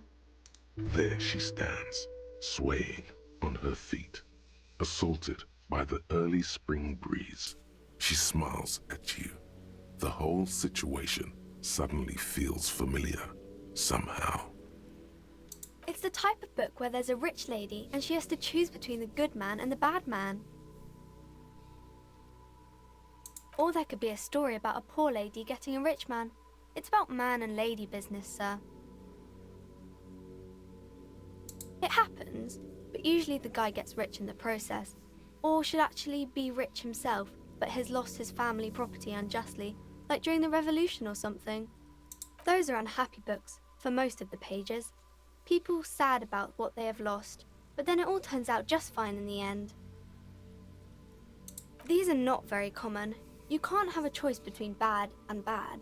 Nobody wants to read a story like that. Well, maybe then it's fine. Maybe if the lady then decides not to pick either, because she doesn't need a bad man. Yes, that would be interesting. That's really not a proper romance story. That's more like everyday life. Not in romance books, sir. These are about nice and pretty people, and everyone is happy in the end. I haven't read many of those. Maybe you should ask Mum.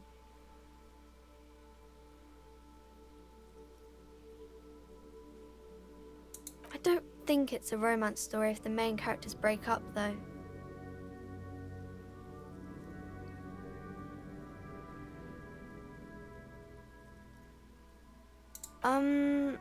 No, I don't know. You can take this. Blossom like a pain flower. The girl is at a loss for words. She shifts and sways on her feet, looking confused and uncomfortable.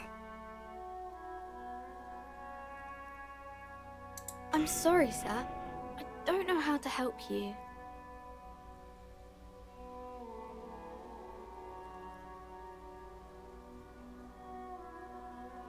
Sir, sorry, sir. I'm still little. I can't... It's time to leave it be. You're about to make a child cry. Kyle CORR. Are you proud of yourself? Said. Come LMAO.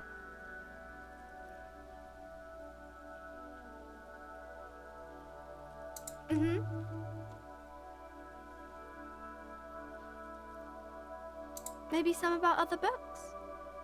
Oh, kings and queens and generals of old, or artists and writers, or musicians, those kinds of people. There's usually something extraordinary about them. I think that's why people read them, to find the secrets of their fame. Seems like most people who read those books fail to get more famous from reading them. But it does make the famous people more famous.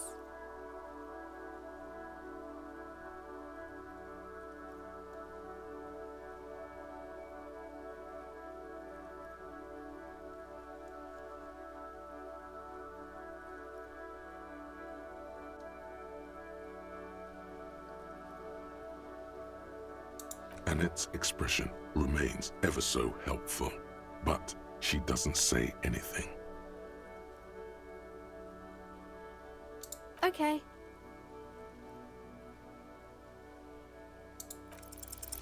You have absolutely no idea. Familiar? How? You must have forgotten something you heard again.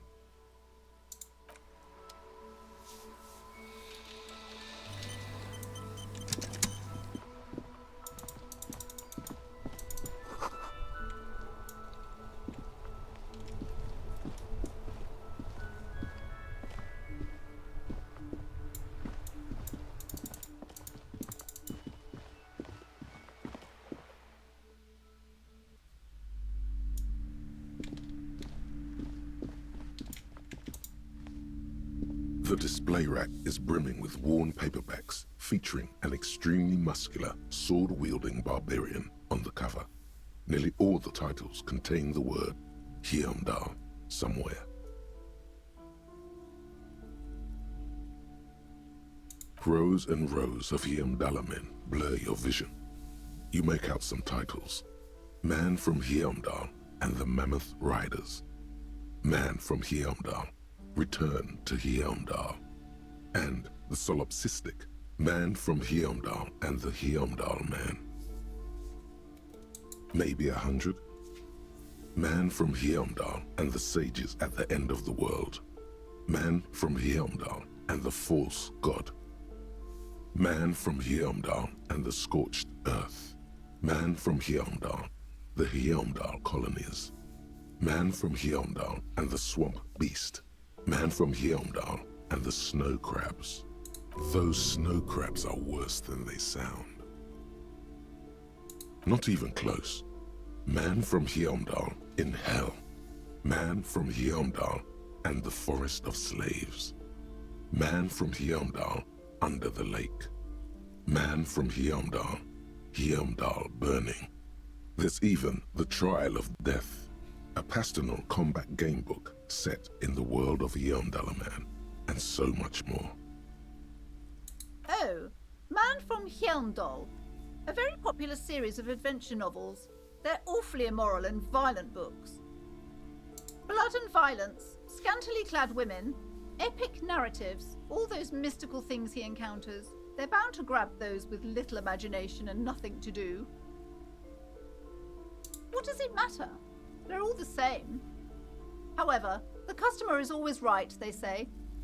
If you're a novice of the series, I'd recommend Heimdallaman, the Man from Heimdall. It's supposed to be a good introduction to the series. A twinge at the back of your head makes you flinch. Your eye starts twitching. Your hand reaches toward a book with glossy cover art of the very muscular Man from Heimdall in chains, kneeling in front of a staircase leading to a throne. A woman sits on the throne, leering at the man. She's laughing at him, belittling him. Between the throne and the Heimdallaman lies a bonfire, casting shadows on the wall. The shadow of the woman's headdress looks like a pair of devil horns. The title reads, Man from Heimdall and the Devil Woman. The display rack before you is burdened under piles of Man from Heimdall novels.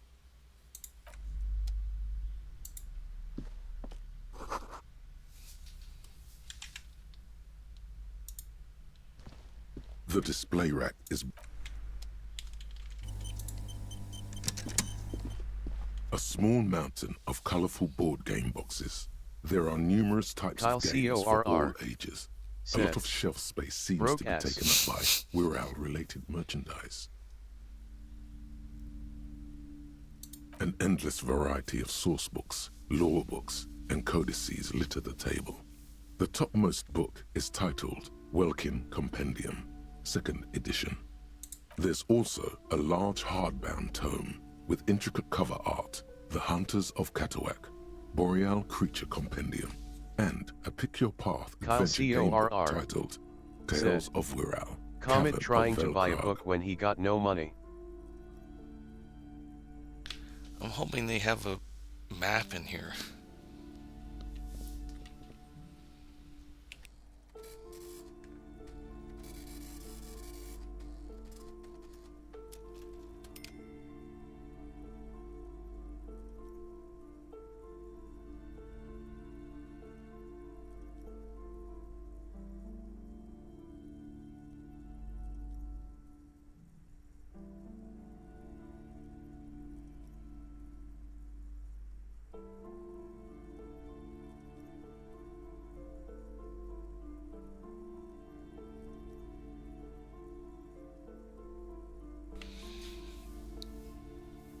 There's a box that says Wirral, 3rd edition Mega Setting Supplements Module. The side panel notes, a fantastique adventure board game, new maps and miniatures. A sticker on it displays 25 real. Nonsense for anemic Beano-clads. Wonderful board games, sir. The Viticulturist is a classic for sure, or perhaps you'd like Archipelagos of Insulinda, a very educational game for those interested in geography. Browbritter is a fun game of economic competition, but can get quite intense after a while. We have games for the whole family. You can play with your children. Who are you going to play board games with?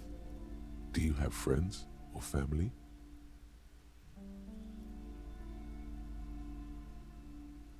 Are you actually friends, or just colleagues thrown together by circumstance?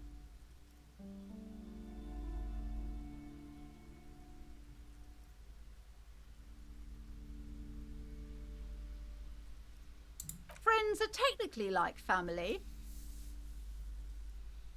For playing with friends, I'd recommend Suzerainty. It's a civilization building game where you build a civilization, then set off to brutally colonize and repress other civilizations. It'll cost 12 real. Lousy auras there. No, role-playing games are popular among those types. You know, who are into those kind of things. Personally, I don't like it. Not at all. I've heard they turn people into occult enthusiasts. That they have rituals where they try to summon entities. Highly immoral stuff. You can still buy them, though.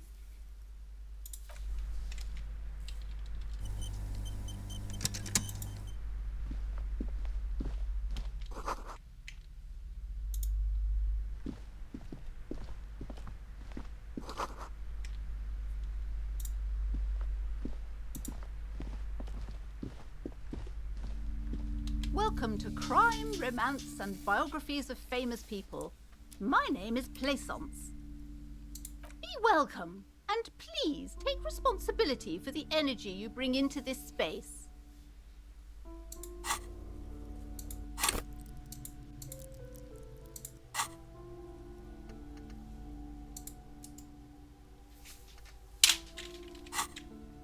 A golden pendant hangs around the woman's neck, in the shape of what looks like a tiny fish head trapped in amber.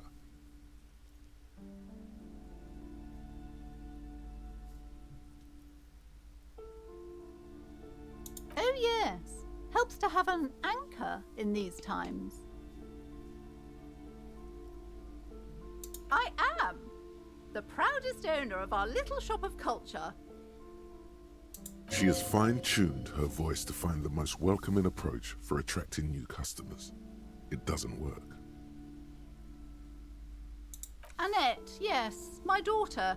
I hope she wasn't slacking off again with her nose in science fiction. Tell me, Was she at her post, doing her job like a proper girl? Wonderful! Did you talk to her? Great! On a scale of 1 to 10, how compelled were you to buy books after talking with her? Her opinion of her daughter depends on how well she lured you into the store.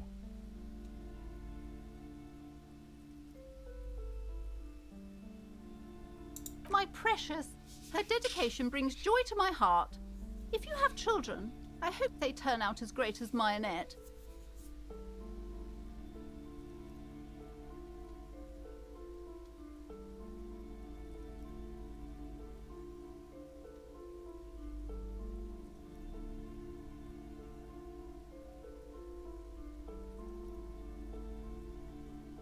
God, I've told her not to do that. It's such a disgusting habit. She'll get over it. Anxiety is a part of life. A part of hers too, clearly.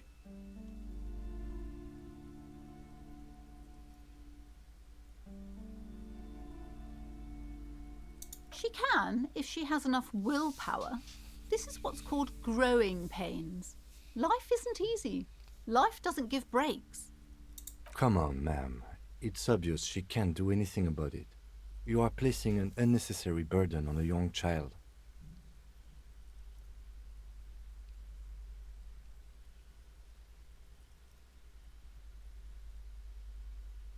She stands stiff and severe, silently fuming. 10 or so seconds pass without change. Oh no. Hold on. I need to invite her inside and apologize. She must be freezing out there. There. I don't know what to say to you.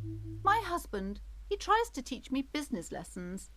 I have what my mother called a dull mind. All this stress.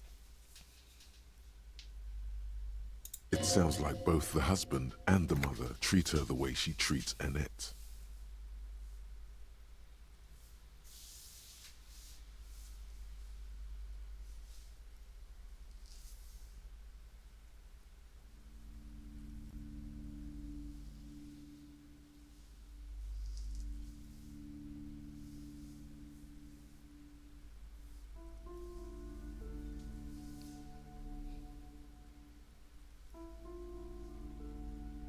Oh, well, my mother was horrible, of course.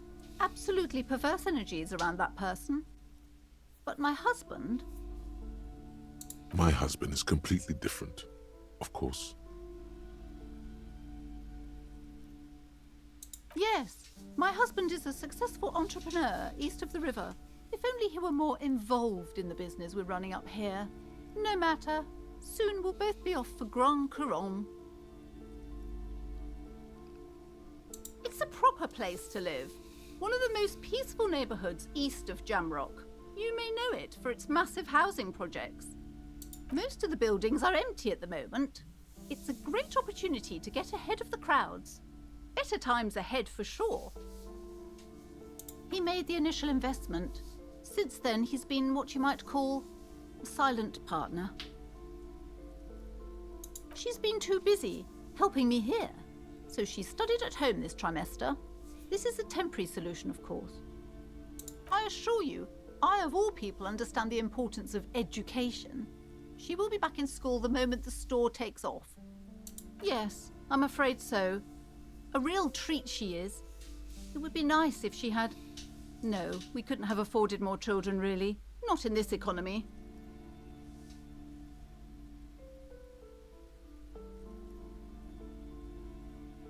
We're quite busy people, you know, my husband and I. Quite busy. Children are a lot of work. You don't look like a father, so I don't expect you to understand. I'm sorry. I'm sure you do understand. The woman looks aloof, her features much softer. Occasionally she glances at her daughter's silhouette. Goodness, you were already doing good, browsing the shelves. Why'd you stop? Don't you feel compelled? Go, go! Get back there. The books await you. Everything is on the shelves. Take a look yourself. The shelves compel you, don't they? She smiles and nods, seemingly relieved.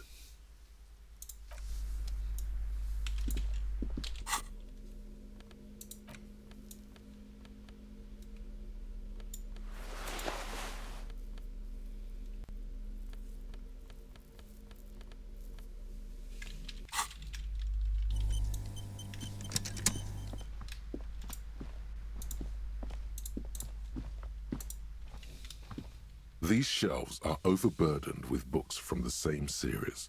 You see the name Dick Mullen over and over.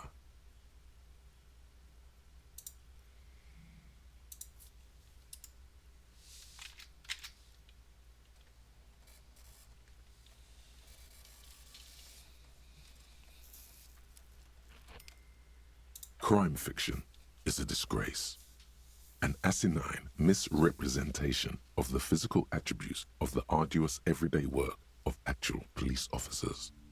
These books greatly overstate the excitement of police work, glossing over how long it takes to actually follow up on leads and eliminate dead ends.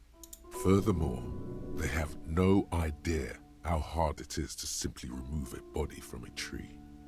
What's more, they completely ignore the psychological hardships of year after year coming into contact with people during the worst days of their lives. Not a single mention of all the stress this work creates upon the officer's family. Detective fiction just doesn't tell the truth at all. Now, would you like a list of all the books found on the shelf? You see Dick Mullen on the job. Get Me Mullen. The Stalwart Adventures of Richard P. Mullen. Dick Mullen and the Murder in the Orchard. The Sordid Affair of Dick Mullen. A killing is declared. Dick Mullen in the Murder House. The Final Case of Dick Mullen. An Obvious Lie. Dick Mullen in the Clock Tower. The Ordeals of Dick Mullen. Dauntless Dick. Dick Mullen's Funeral Pyre. The Murder of Dick Mullen. Kyle CORR said. Dick Mullen.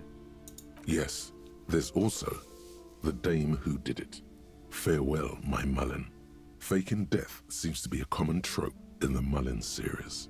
The morbid tales of Dick Mullen. A dark tide turns. Tragedy calls for Dick Mullen. Another one with fake death. And, of course, Dick Mullen, the murderer. In order to catch a murderer, Dick Mullen must become the murderer.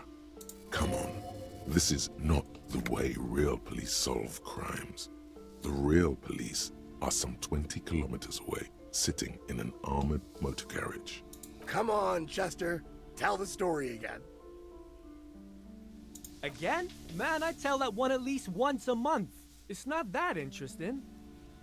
The fuck it is. And these guys haven't heard it. You see, Chester here. Gosh, why? A very fucking dangerous case, ain't that right, Chester? They almost got you that time. Yeah, sure came close. Alright, so I was tailing this guy called Francis the Shoe. After all this, you still haven't found the answer to the one question that matters. Who is Dick Mullen? Oh, crime, robberies, murders, even sexual crimes. We're fortunate to have Dick Mullen and his stories to sort all that out. You're a police officer, apparently. You should buy all of these. They really do teach a person how to be a proper detective. Your attempt to grasp at the answer fails. It seems very close by, pulsating just out of reach.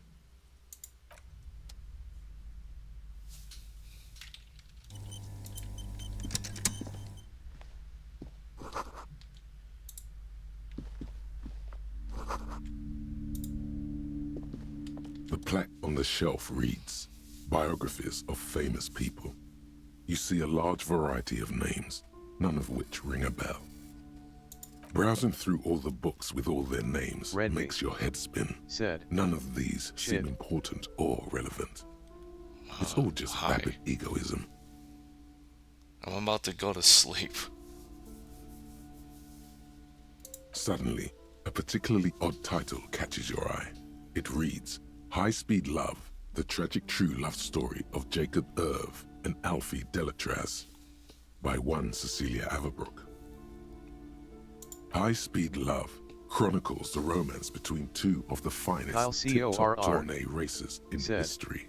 One of Comet them playing is one the of the madcap games I driver, recommended. Jacob Irv. His Redby blonde mane said, graces the cover. I woke up 1.5 hours too late.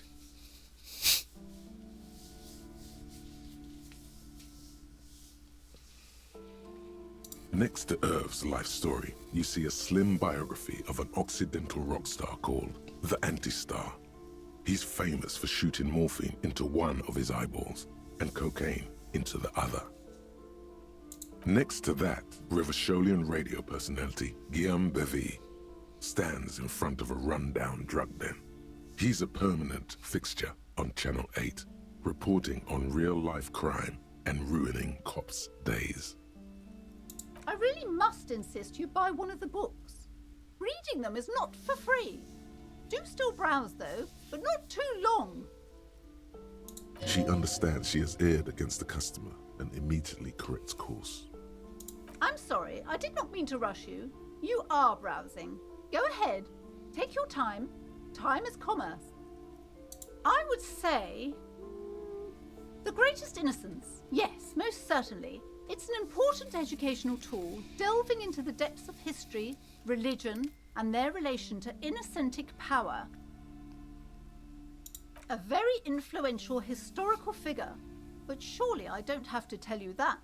You're a law officer, and law officers have at least some education. The book is also very daring. The author aims to re-examine the universal understandings of the innocentic system, creating a fresh vantage point and a shift in the tired order of things.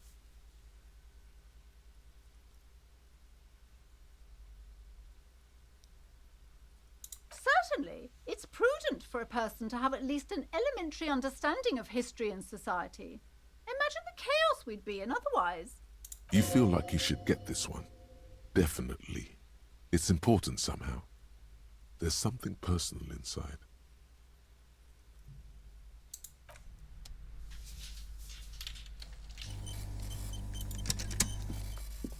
Several maps have been attached to a bulletin board hidden inside the alcove.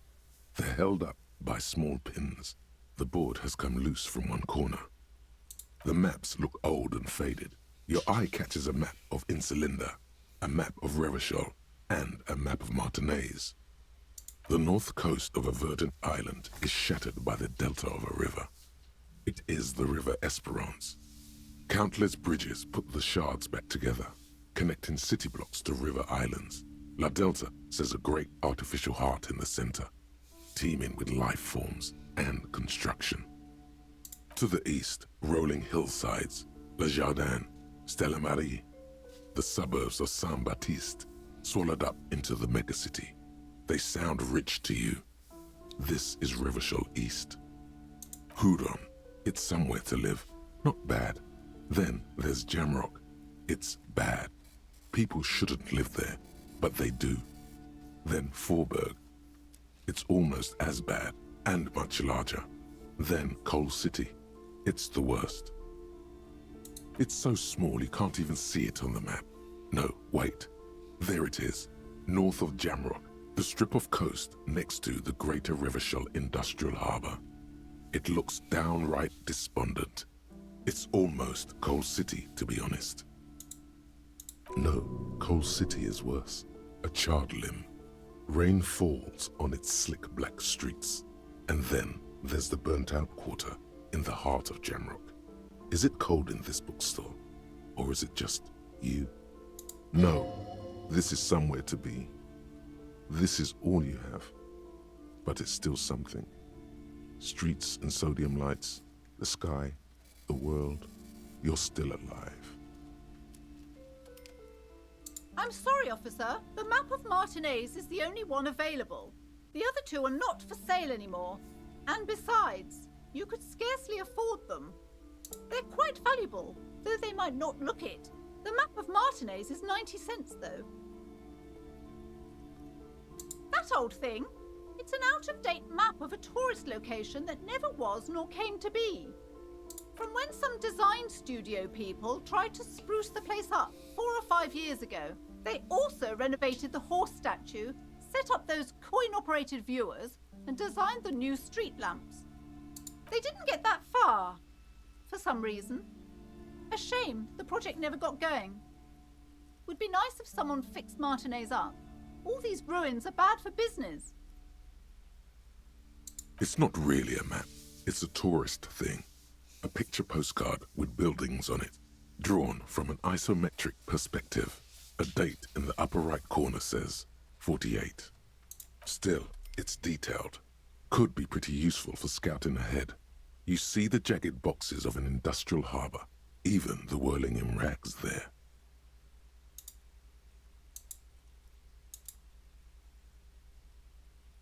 This large map displays archipelagos. You see a constellation of small dots on the light blue emptiness of the Insulindic Ocean. The largest in the northeast is La Caillou. You are here. Another, far away in the southwest, Seminese Islands, Ile de Fantôme. Ozon, Laurentide, Face à la Mer, Archipelagos, North Arcade Islands, all just specks of dust on the vastness of the Insulindic. On the edges of the map, the color fades into a blur of dotted lines. Black. In the northeast, a dust mite stands on the north coast of Caillou. In a bookstore, it's you.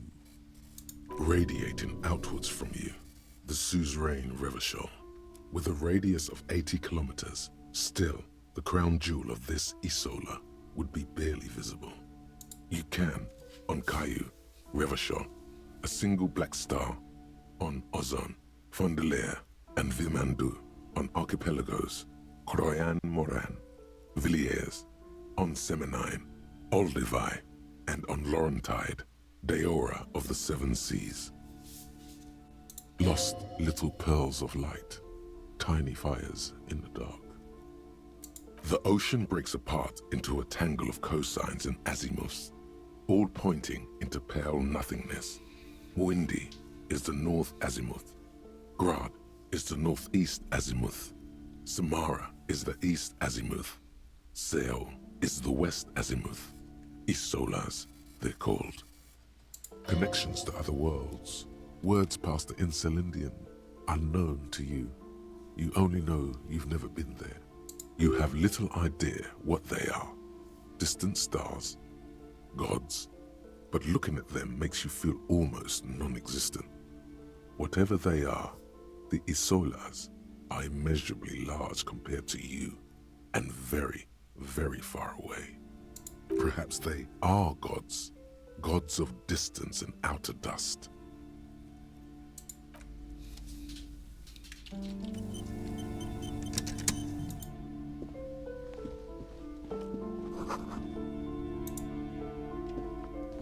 This bookstore is not strictly about crime, romance, and biographies of famous people. There's also a wide range of paranatural literature. Amidst the various books, you find one written by someone named Matthias W. Dundas. It's about wholeness, unity, balance. The point of the book, and many others on this shelf, is to give people medicinal advice in situations where they don't have access to paid health services. It serves platitudes, while also telling everyone that traditional medicine, the kind people don't have access to, and which costs more than this book, is garbage, and would only give you cancer anyway, without even curing your cold or anything. Wholeness, unity, balance, on the other hand, can basically take care of anything. Though it is important to note, when it's up to your mind to heal yourself, then it's because of your mind that you're ill in the first place. It's your own fault if you're ill. Got it? The book features chapters on topics such as how to find magnesium. It even lists plants you can harvest magnesium from. How to continue drinking if you're an alcoholic who has destroyed his liver. And there's even a chapter on the ancient Seraïs tradition of using duck gallbladder, preservatives, to treat and prevent sexually transmitted diseases. Pre and post factum apply. Nothing worth buying. This is just mundane garbage. What's even paranatural about this?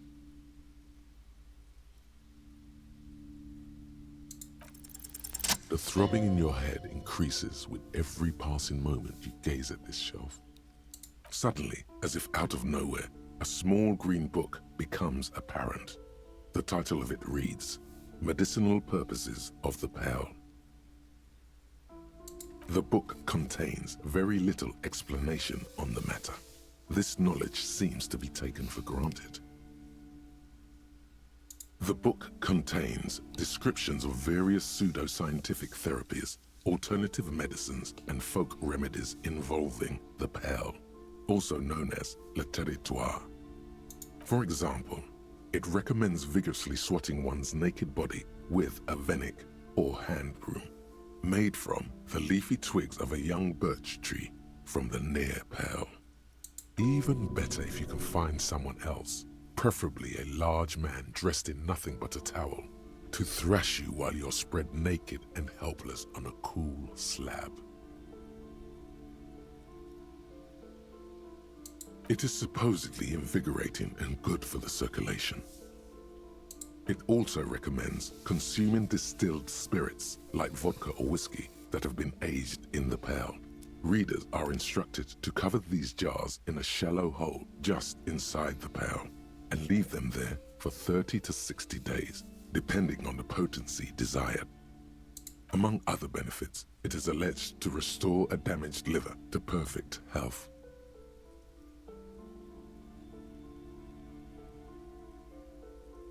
Is it any more improbable than anything else that human beings put their faith in? For general health and well-being, readers are encouraged to take regular strolls through the pearl, though a sidebar cautions readers to limit each stroll to less than an hour. These strolls promise to cleanse the mind of worries and the body of toxins, especially if the perambulator performs this ritual in the nude. Do you Nudity remember all the figures lore? prominently in a number of these prescriptions. Does anyone? I don't think even the creators remember all this. Kyle This is CORR exactly what you need. said. The Pale. I don't know. I don't want to be the party pooper, but this pale territory sounds sort of dangerous. Maybe there's an entire section devoted to cures for men who are struggling to perform their marital obligations.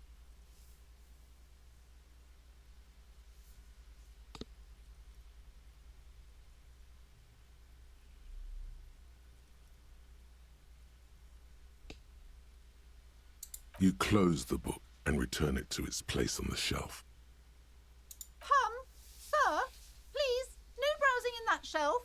That wisdom is not for free. I can't have you end up, like, opening a police store next door and stealing my customers. Oh no!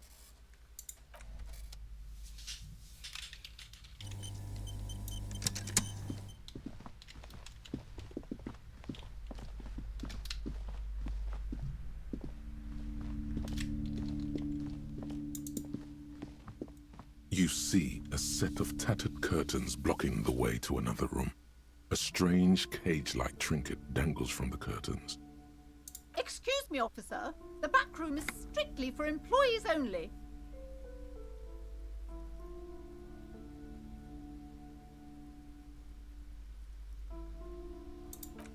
You see some kind of charm, an irregular polyhedron assembled from bones, sticks, and straw. Inside, a disturbing fish head with empty eye sockets stares at you.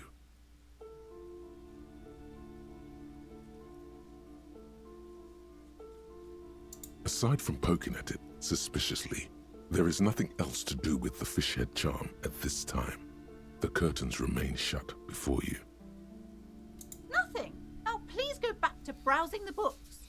Don't you feel compelled to look at the books? The books are all you care about. Oddly enough, the more she tries to draw you away from the curtains, the more alluring they become. Just as you're about to pull apart the curtains, the petrified voice of the shop owner cries out once more. Sir, don't touch that. I told you it's off limits for the customers.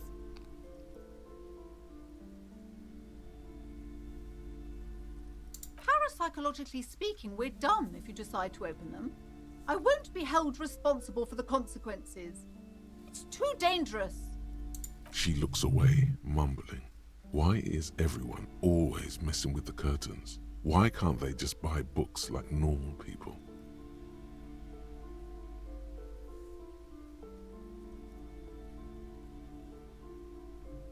No, it's just a storeroom for the employees, I told you. Now please step away from the curtains. Why? It's not like anyone was killed there. I'm sorry, I don't mean to be so impolite. Just please don't go there. I can't allow that. You'll only make things worse and unleash the powers. The powers. You do? My God, even more reasons not to mess with the curtains. Just step away, dear sir.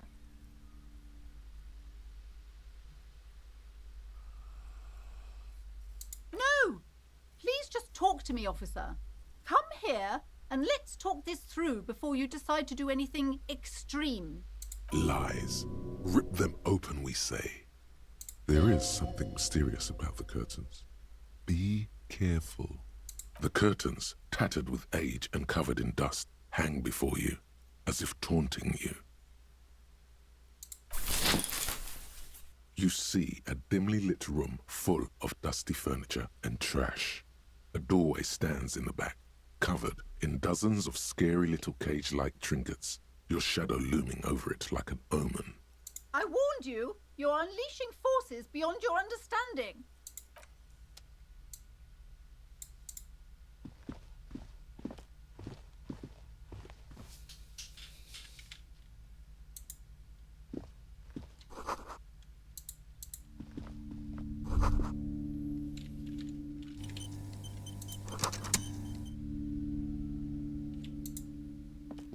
A heavy door with a missing handle stands before you, covered in dozens, if not hundreds, of little oddly shaped trinkets and charms.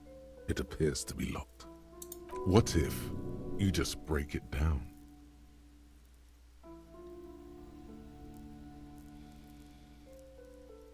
Only an echo.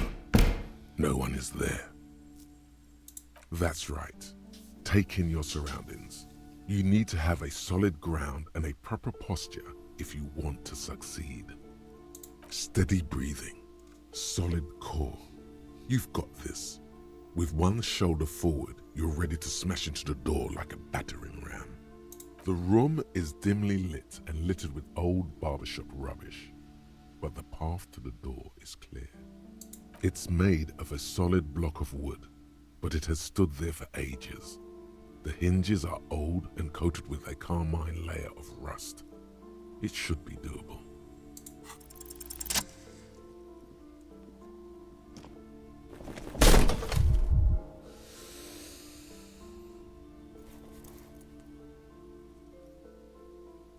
You smash into the wood and see a Kyle small crack appear CORR on the doorframe. Said, it's going to take Come one more LMAO. try to break through to the other side. But you've done it. You're not thinking of trying again, are you?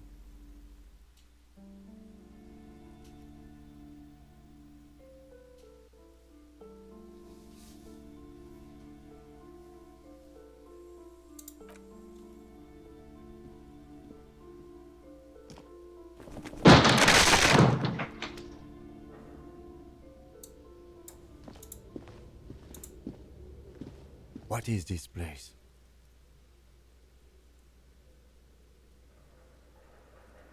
We don't have to explore an abandoned gym, you know? Besides, no one's been here in ages. I doubt the electricity still works. Good thing we have a flashlight on us. Don't forget to take it out of your bag before we move on. An eerie feeling rises in your chest.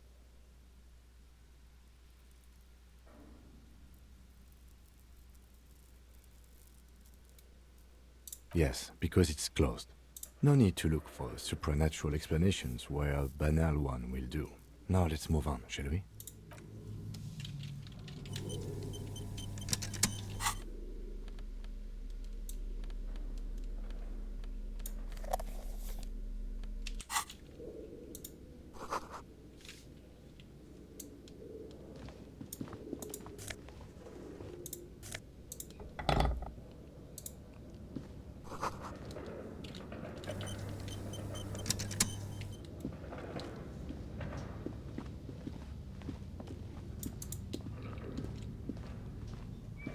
barbell lies on the floor.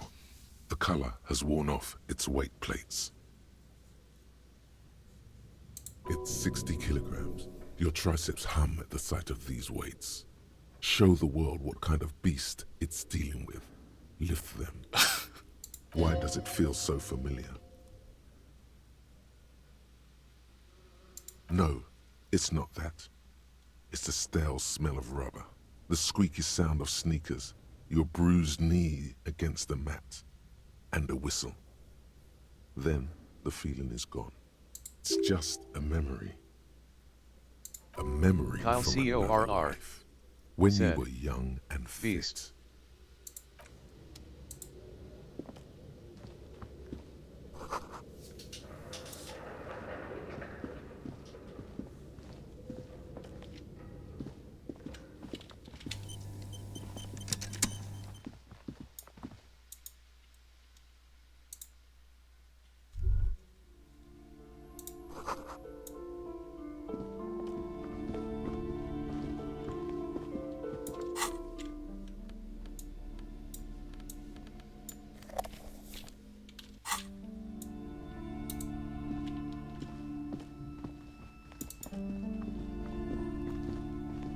You broke down the back door, the wards, the door.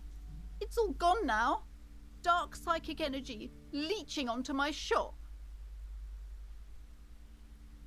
I suppose it's all over now. I guess there's no escape. Just a door? This place is cursed, Detective. They don't call it the doomed commercial area for nothing. Just look at the sheer amount of companies that have failed in this house.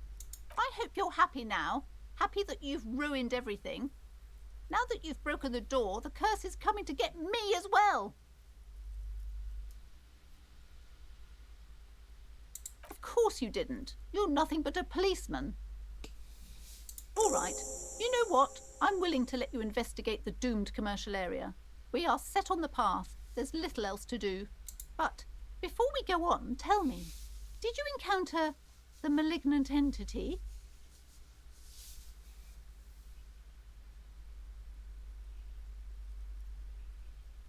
Yes, the malignant entity that lives inside the chimney. It takes the shape of a woman, a witch probably. I've suspected that she knows more about the curse than she lets on ever since I first saw her.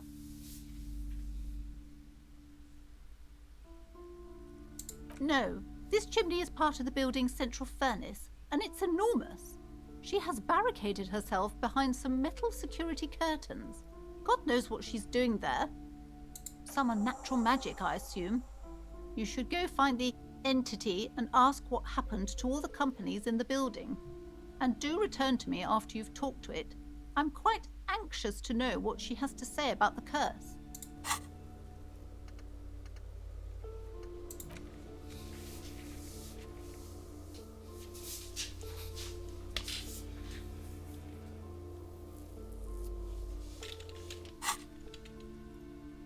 Okay, but please, only a few questions. You wouldn't want to disturb the spirits. The curse is so much worse than you could imagine. It's a disease, eating at the very foundation. Kyle CORR said, It's the comment curse stumbling upon of a whole financial side story. distress, of ruin and bankruptcy. Didn't that curtain just move?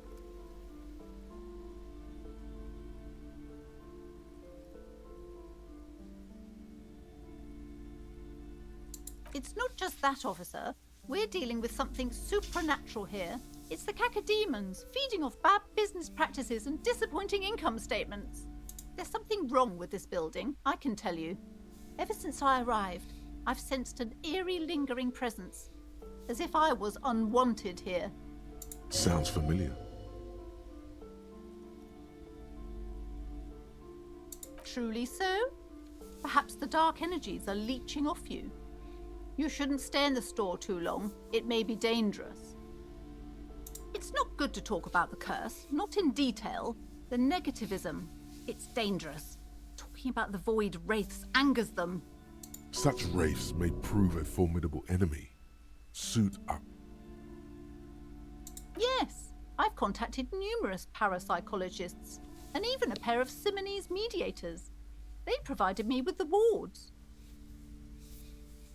The wards help to keep the doom at bay and protect us against the darkness that lies further in the building, even though now I fear it's not enough.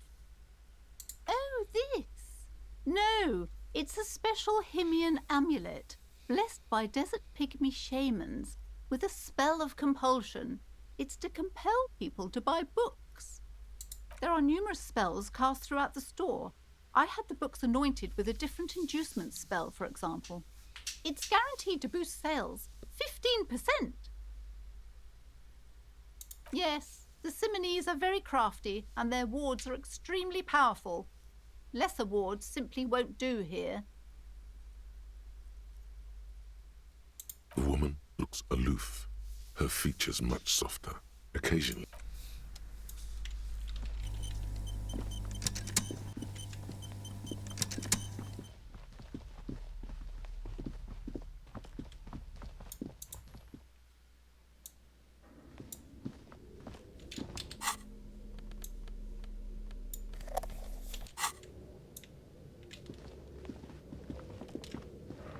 Oh, I thought this was a closet.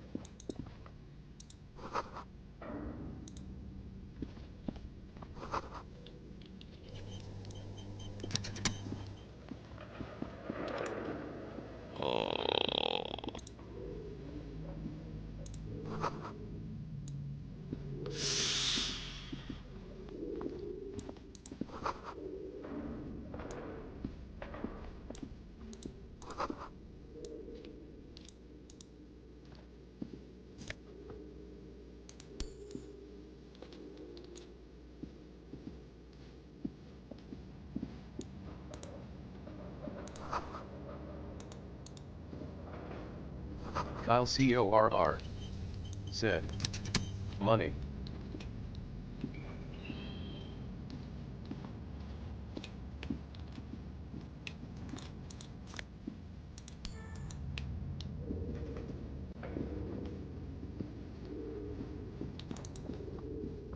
Your flashlight slides over an old green chalkboard covered in scribbles, sketches, and schemes like some ancient cave mural. Some of the writing has faded with age, but you can still make out sections here and there. Photos and drawings have been pinned to the board. These lithe, pointy-eared creatures appear to be different types of welkins. You make out autumnal candle welkins casting wax-based magic. Translucent welkins with organs shining under their skin, and even ether welkins hailing from the vast emptiness of sidereal space. Who are all those creatures? Fantasies of a tortured, feverish mind? One of the welkins, towering among the rest, appears to be different, however. It's Vara Hamira, a high welkin, his face white and scarred like cracked marble. This is clearly a welkin supremacist. The note says, all non-welkin races will be purged. The Haldor, the Tworg, the humans, and even headless men, all of them, purged. Imagine a world filled only with welkin, green welkin, dread welkin, and the high welkin to rule them all. An inordinate amount of time has gone into drawing these little welkin creatures.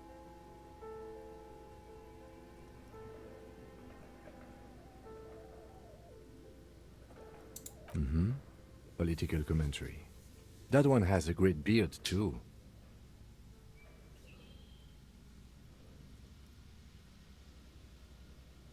This looks like concept art for a project.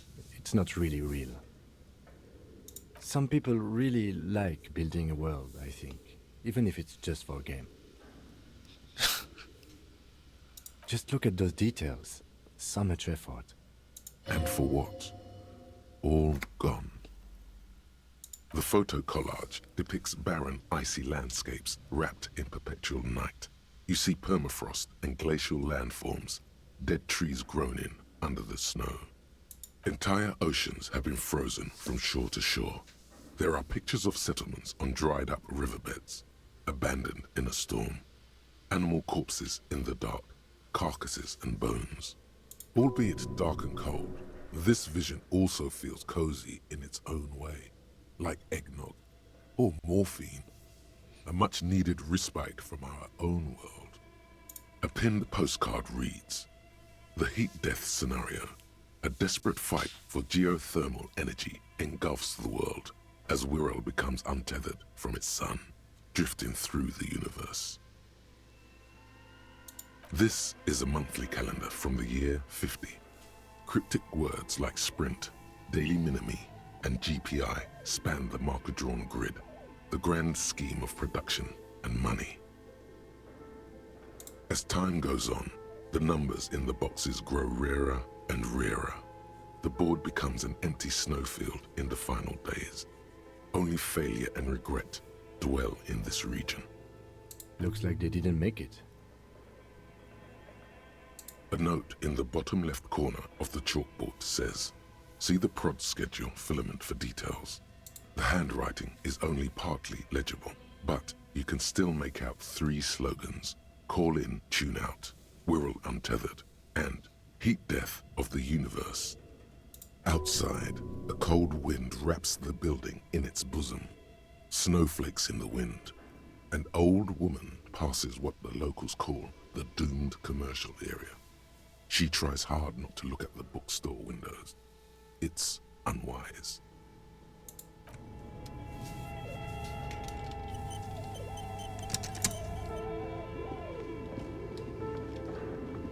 This appears to be some kind of machine with a cube-shaped heart and a wired framework.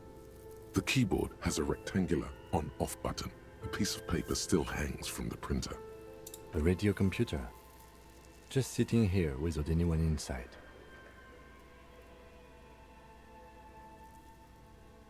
The machine lights up like some prehistoric animal stirring from its slumber, revealing fluorescent play and print keys on the keyboard. The hatch on the machine's central compartment is wide open. It's empty like a beehive without its brood. Some cables have been left dangling, disconnected. This is where the memory should go. Nothing happens. Nothing happens.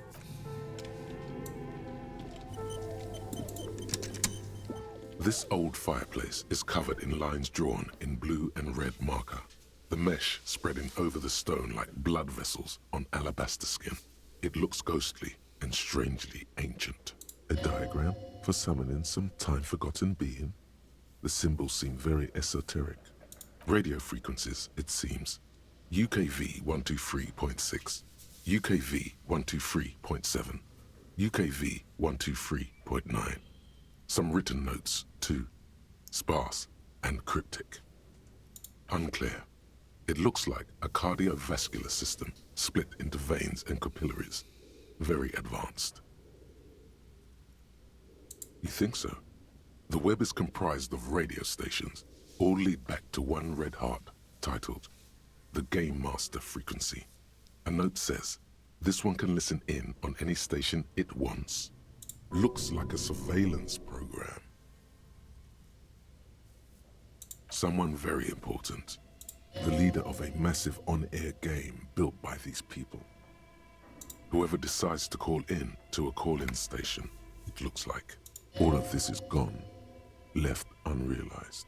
There's no way a little basement studio working here could pull anything like this off. My God. It's as if the less money they had, the more ambitious their project became. The schedule. I know doom when I see it. The company was running out of funding. Nothing. It's just lines on marble. An echo from times long gone. No one has used the fireplace in ages.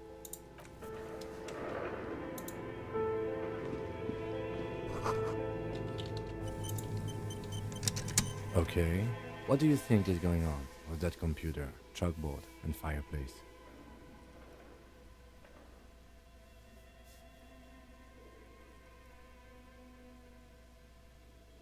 No, that's not it.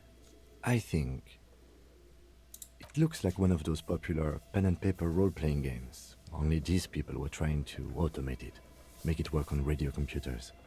Utter madness, he thinks, as a compliment.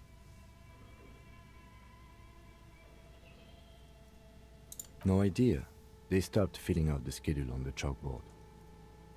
Indeed, those Welkins are a dead giveaway. Role-playing people love that stuff. The world looks like a modified version of the WeWorld board game, with hit death. Kyle CORR said, Not to my knowledge. Trying to make They make MK8D automated games in Grad, Messina, Königstein. You know, places with industry. But I don't think anyone has attempted to create an inter-isolary game before. We just don't have the technology. Through call-in stations, none of the players have to be physically present.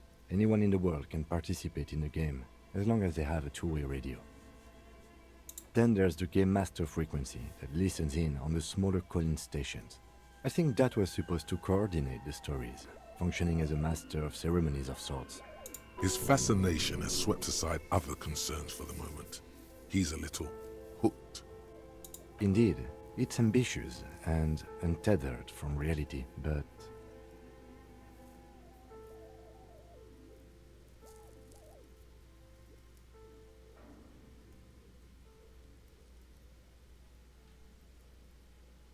Yes, especially in here. Okay, let's keep moving.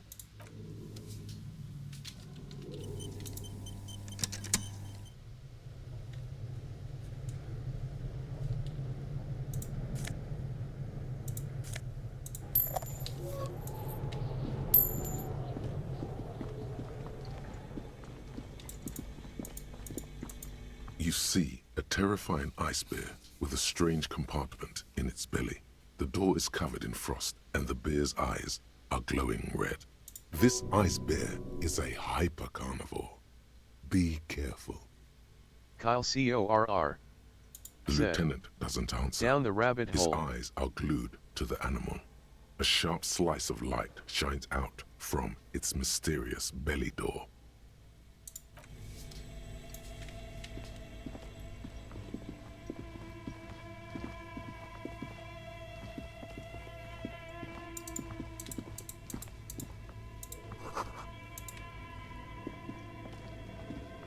A thick layer of coal dust covers the furnace, coloring it pitch black. Looks like this furnace has a face, and it's a face of agony. A hollow ring echoes through the furnace. Your toe hurts. Looks like it. Looks like an old central furnace used to heat the building. It's connected to the chimney.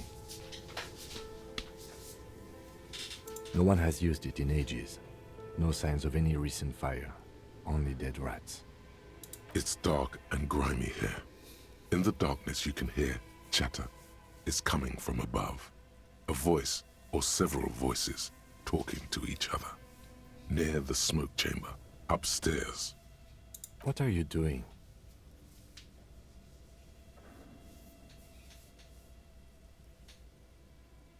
Wait, really? You should investigate, see if someone's upstairs.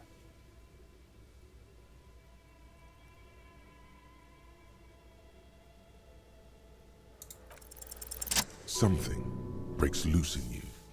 A mighty bellow echoes throughout the chimney's depths. The chatter of tiny voices above suddenly cease. Then, Hello? you've awakened the entity.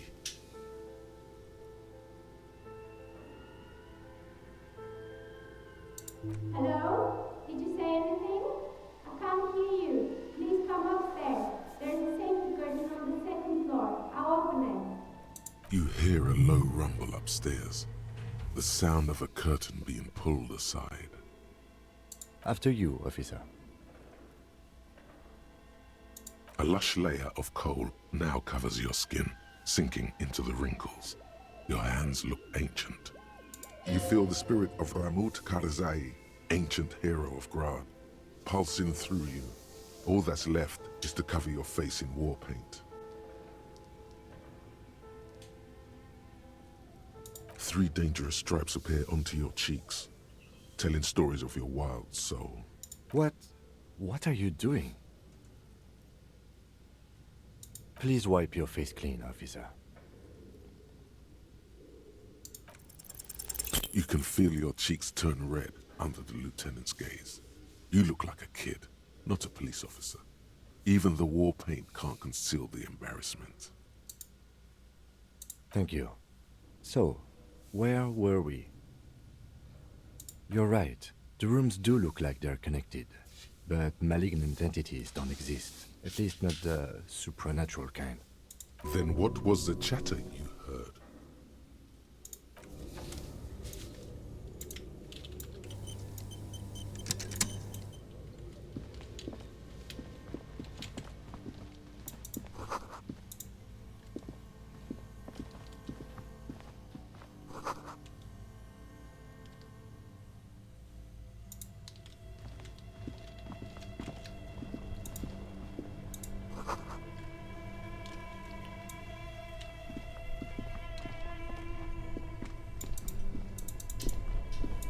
Two cables are plugged into the breaker box. The red one leads off into the darkness, and the black one to the ice cream maker nearby. Rip the red one out. Look how giant and red and inviting it is. Don't rip the red one out. You'll awaken the ghosts.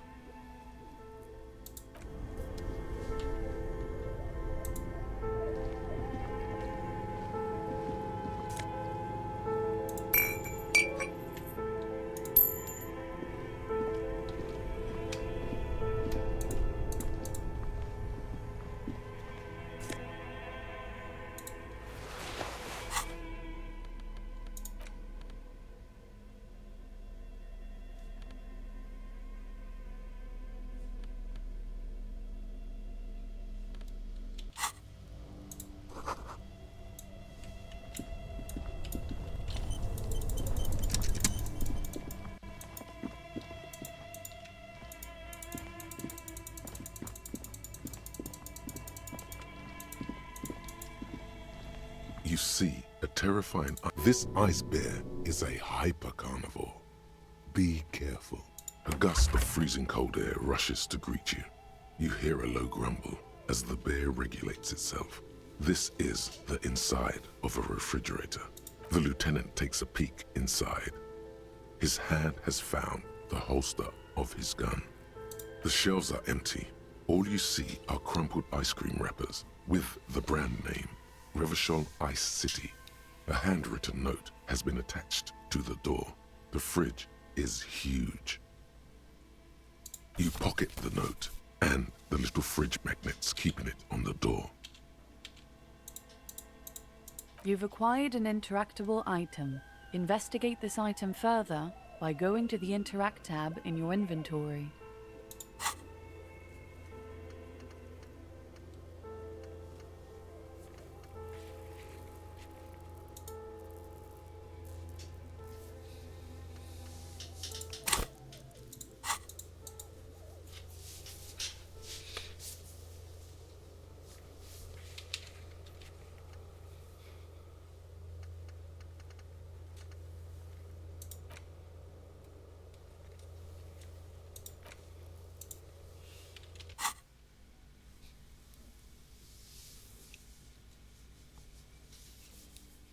A friendly cartoon bear smiles back at you from a glossy cellophane wrapper.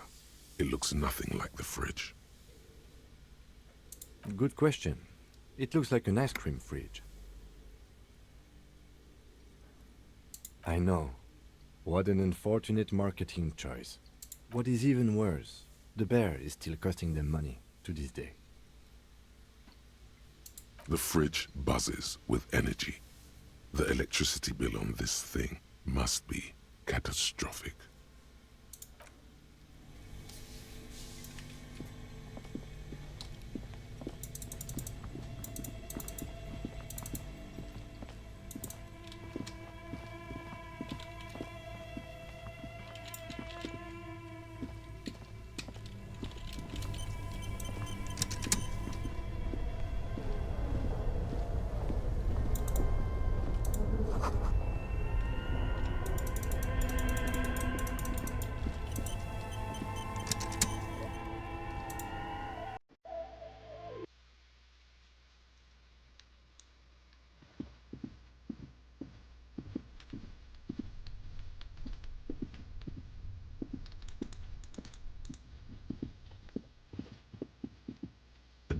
call box with a matrix of push buttons lists all the companies in the East Delta Commerce Center.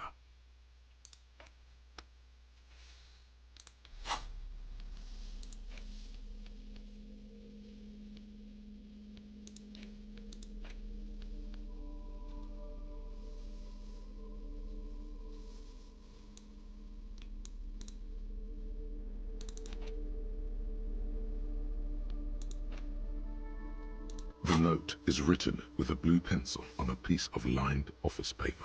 The kitchen magnets have left spots on its surface. Does it say anything interesting? This is tangential at best, but the lieutenant's detective instinct is still active. Someone has scribbled, S. I can't believe the off-site copy is still here. The illiterate ginger kid keeps stealing stuff from the studio, so I had to hide it somewhere safe. You'll find the filament memory with the off-site copy in the frozen ice cream maker. Please take it home, ASAP. It's important. I'd do it myself if I lived in a civilized place with a freezer. Take care, Sully Swaff. Okay, good night.